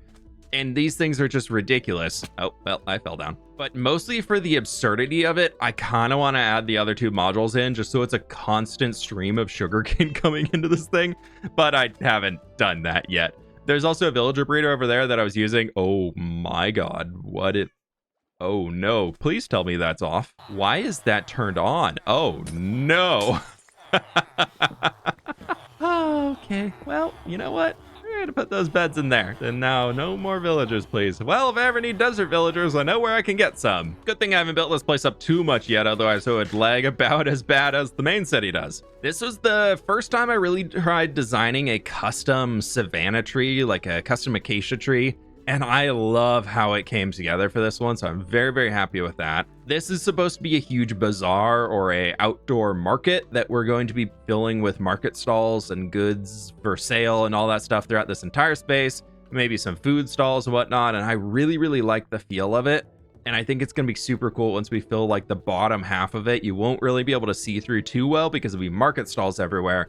Now we've got a little open green space over here, and these buildings will stretch down this way, going completely through there. Just got to continue adding those in, and then of course this wraps all the way around here to bring in a few more of our structures. That just loops all the way back around to finish off the entire block. Where New Papyrus here is slowly expanding and growing, and I'm really looking forward to it. I want to expand a new harbor section over here for much more of an industrial look than what we have in this more like ornate small one here. We're going to expand that way a bit, probably about to where that sugarcane is, and take the wall out there and back and get rid of all those jungle trees I was chopping down. And the last big element for New Papyrus for now is this boat. This was the first boat I designed in a very, very long time that I was actually happy with how it came together. It's supposed to be like a royal vessel of sorts. So very much for like the ruler of the city to be able to take out and venture around. And that's why it's kind of got all these big bold colors to it. All of the bamboo to be like a yellowy gold almost intricate design throughout the entire thing. And I tried making this front here look like a beak of sorts, protecting the front of the boat, very much just for show. But I thought it was kind of a cool way to be able to come down here and look out and everything. And inside of it, we haven't filled in anything yet. It's just a very open hole down there. But it's looking pretty good, and we do have stairs actually to get down, so there's been some progress. Yeah, look at me. We have 2 more stops on the western side of the world, the first one being this big old monument, and the second one being something that I've never showed in a video before. It's been featured on live streams, but has not been in a video. But these guys over here, these big old pillars, I was trying to create a monument of sorts in this world that was something you could see from everywhere on this side of the world. Kind of like we have the giant tree and the Halo-inspired statue over on the eastern side that we're at. But this guy right here is also a very important farm for me. This is a seed farm. I don't think it has bone meal in it. I'm pretty sure I ran it dry, otherwise we'd see some seeds popping up out of here soon. There's a bunch of farms back in the mesa, and if you bone meal grass in a mesa, very much like the Stony Peaks I showed earlier, you only get grass. And so I'm using that in order to produce a bunch of seeds to help me plant big old wheat fields. And I had made it a little bit of a more fun design for this one, of where the seeds come out to the top right up there, right where you see the glass, and they just ride their way all the way down here, and they all end up in that hopper, which then goes into the storage down below. Just something kind of quirky and weird and different for it, but I thought it was kind of fun to do. And here's the farthest expansion we've done into the mesa of replacing all of the red sand and really cleaning up the river edge along here just to make it super special looking. Eventually, I do want to continue that along the mesa, going all the way throughout here to get rid of the red sand. I love the contrast of the regular sand in a mesa. I think it looks really, really cool. And red sand to me is it's an okay block. It's great for building, but I don't really like seeing it everywhere in the world around me. Oh my gosh, we have 3 stops. The copper monstrosity is over there too. But with this happy gas, we are leading into a brand new village that I've made right here in the jungle. This thing was finished yesterday on a live stream, so it is brand new. And we've been working on this as I was part of the Love Tropics charity live stream this year. And to incentivize people to donate to an awesome charity, I was raffling off as part of it for anybody who donated. They got entered into a raffle, and then I would name a villager after them in a jungle village I was going to build up. And so here we have quite a few of the people like Country Bell. We've got Distraught Potato, who is a butcher that lives in this little house here.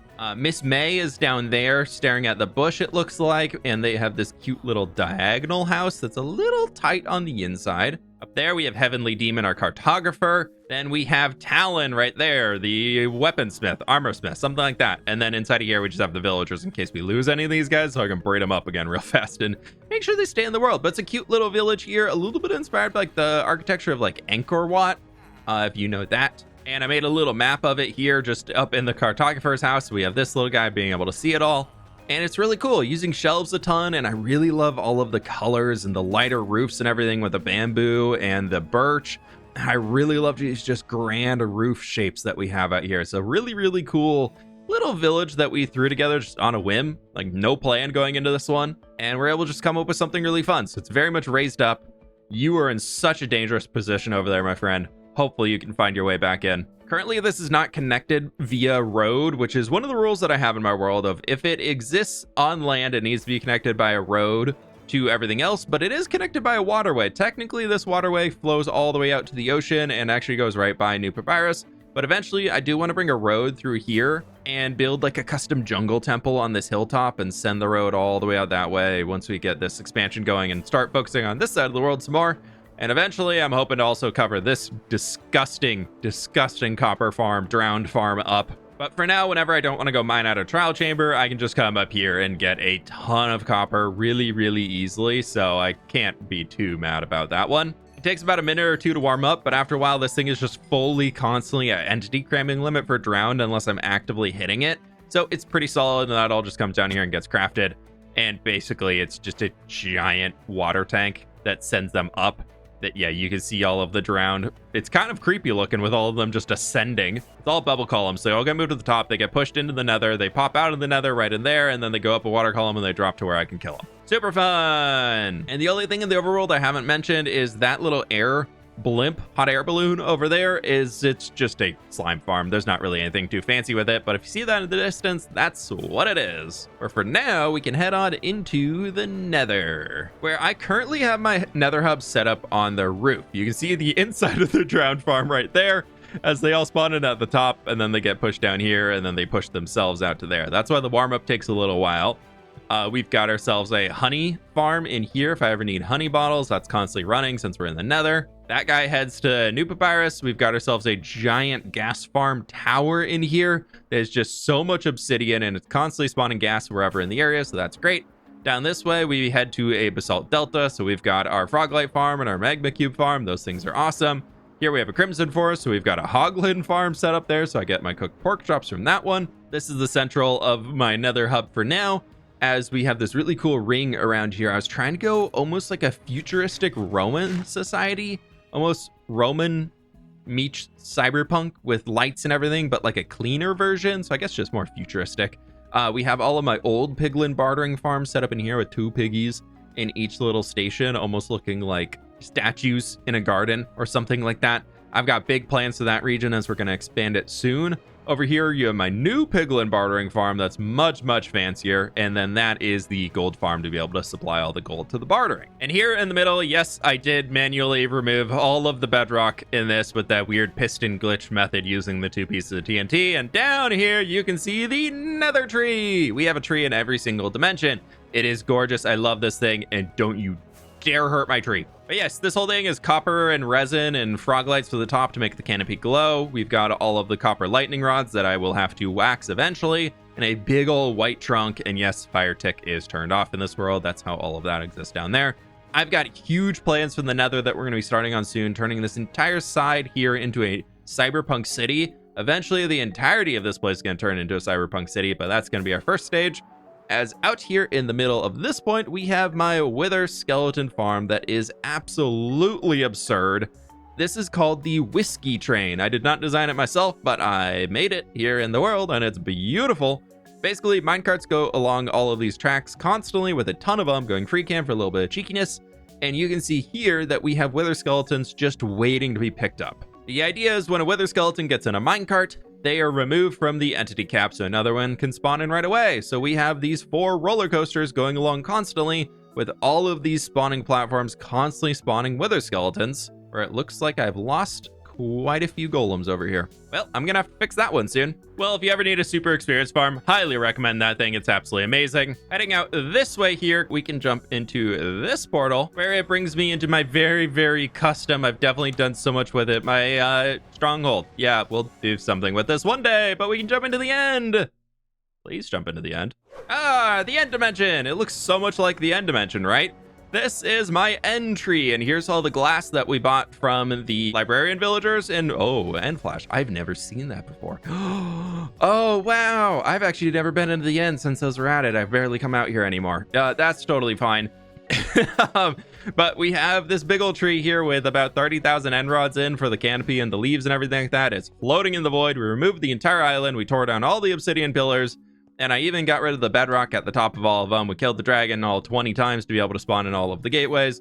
Fancy schmancy, blah, blah, blah, blah, blah. It looks really cool out here. Holy cow, there's a lot of end flashes. I've got the usual end stuff over there. We have an enderman farm if we ever need it. We've got a skulk farm over there for as another form of enderman farm. And the middle is a little gross right now as I was making wither roses a while ago, and I never cleaned up my mess, apparently.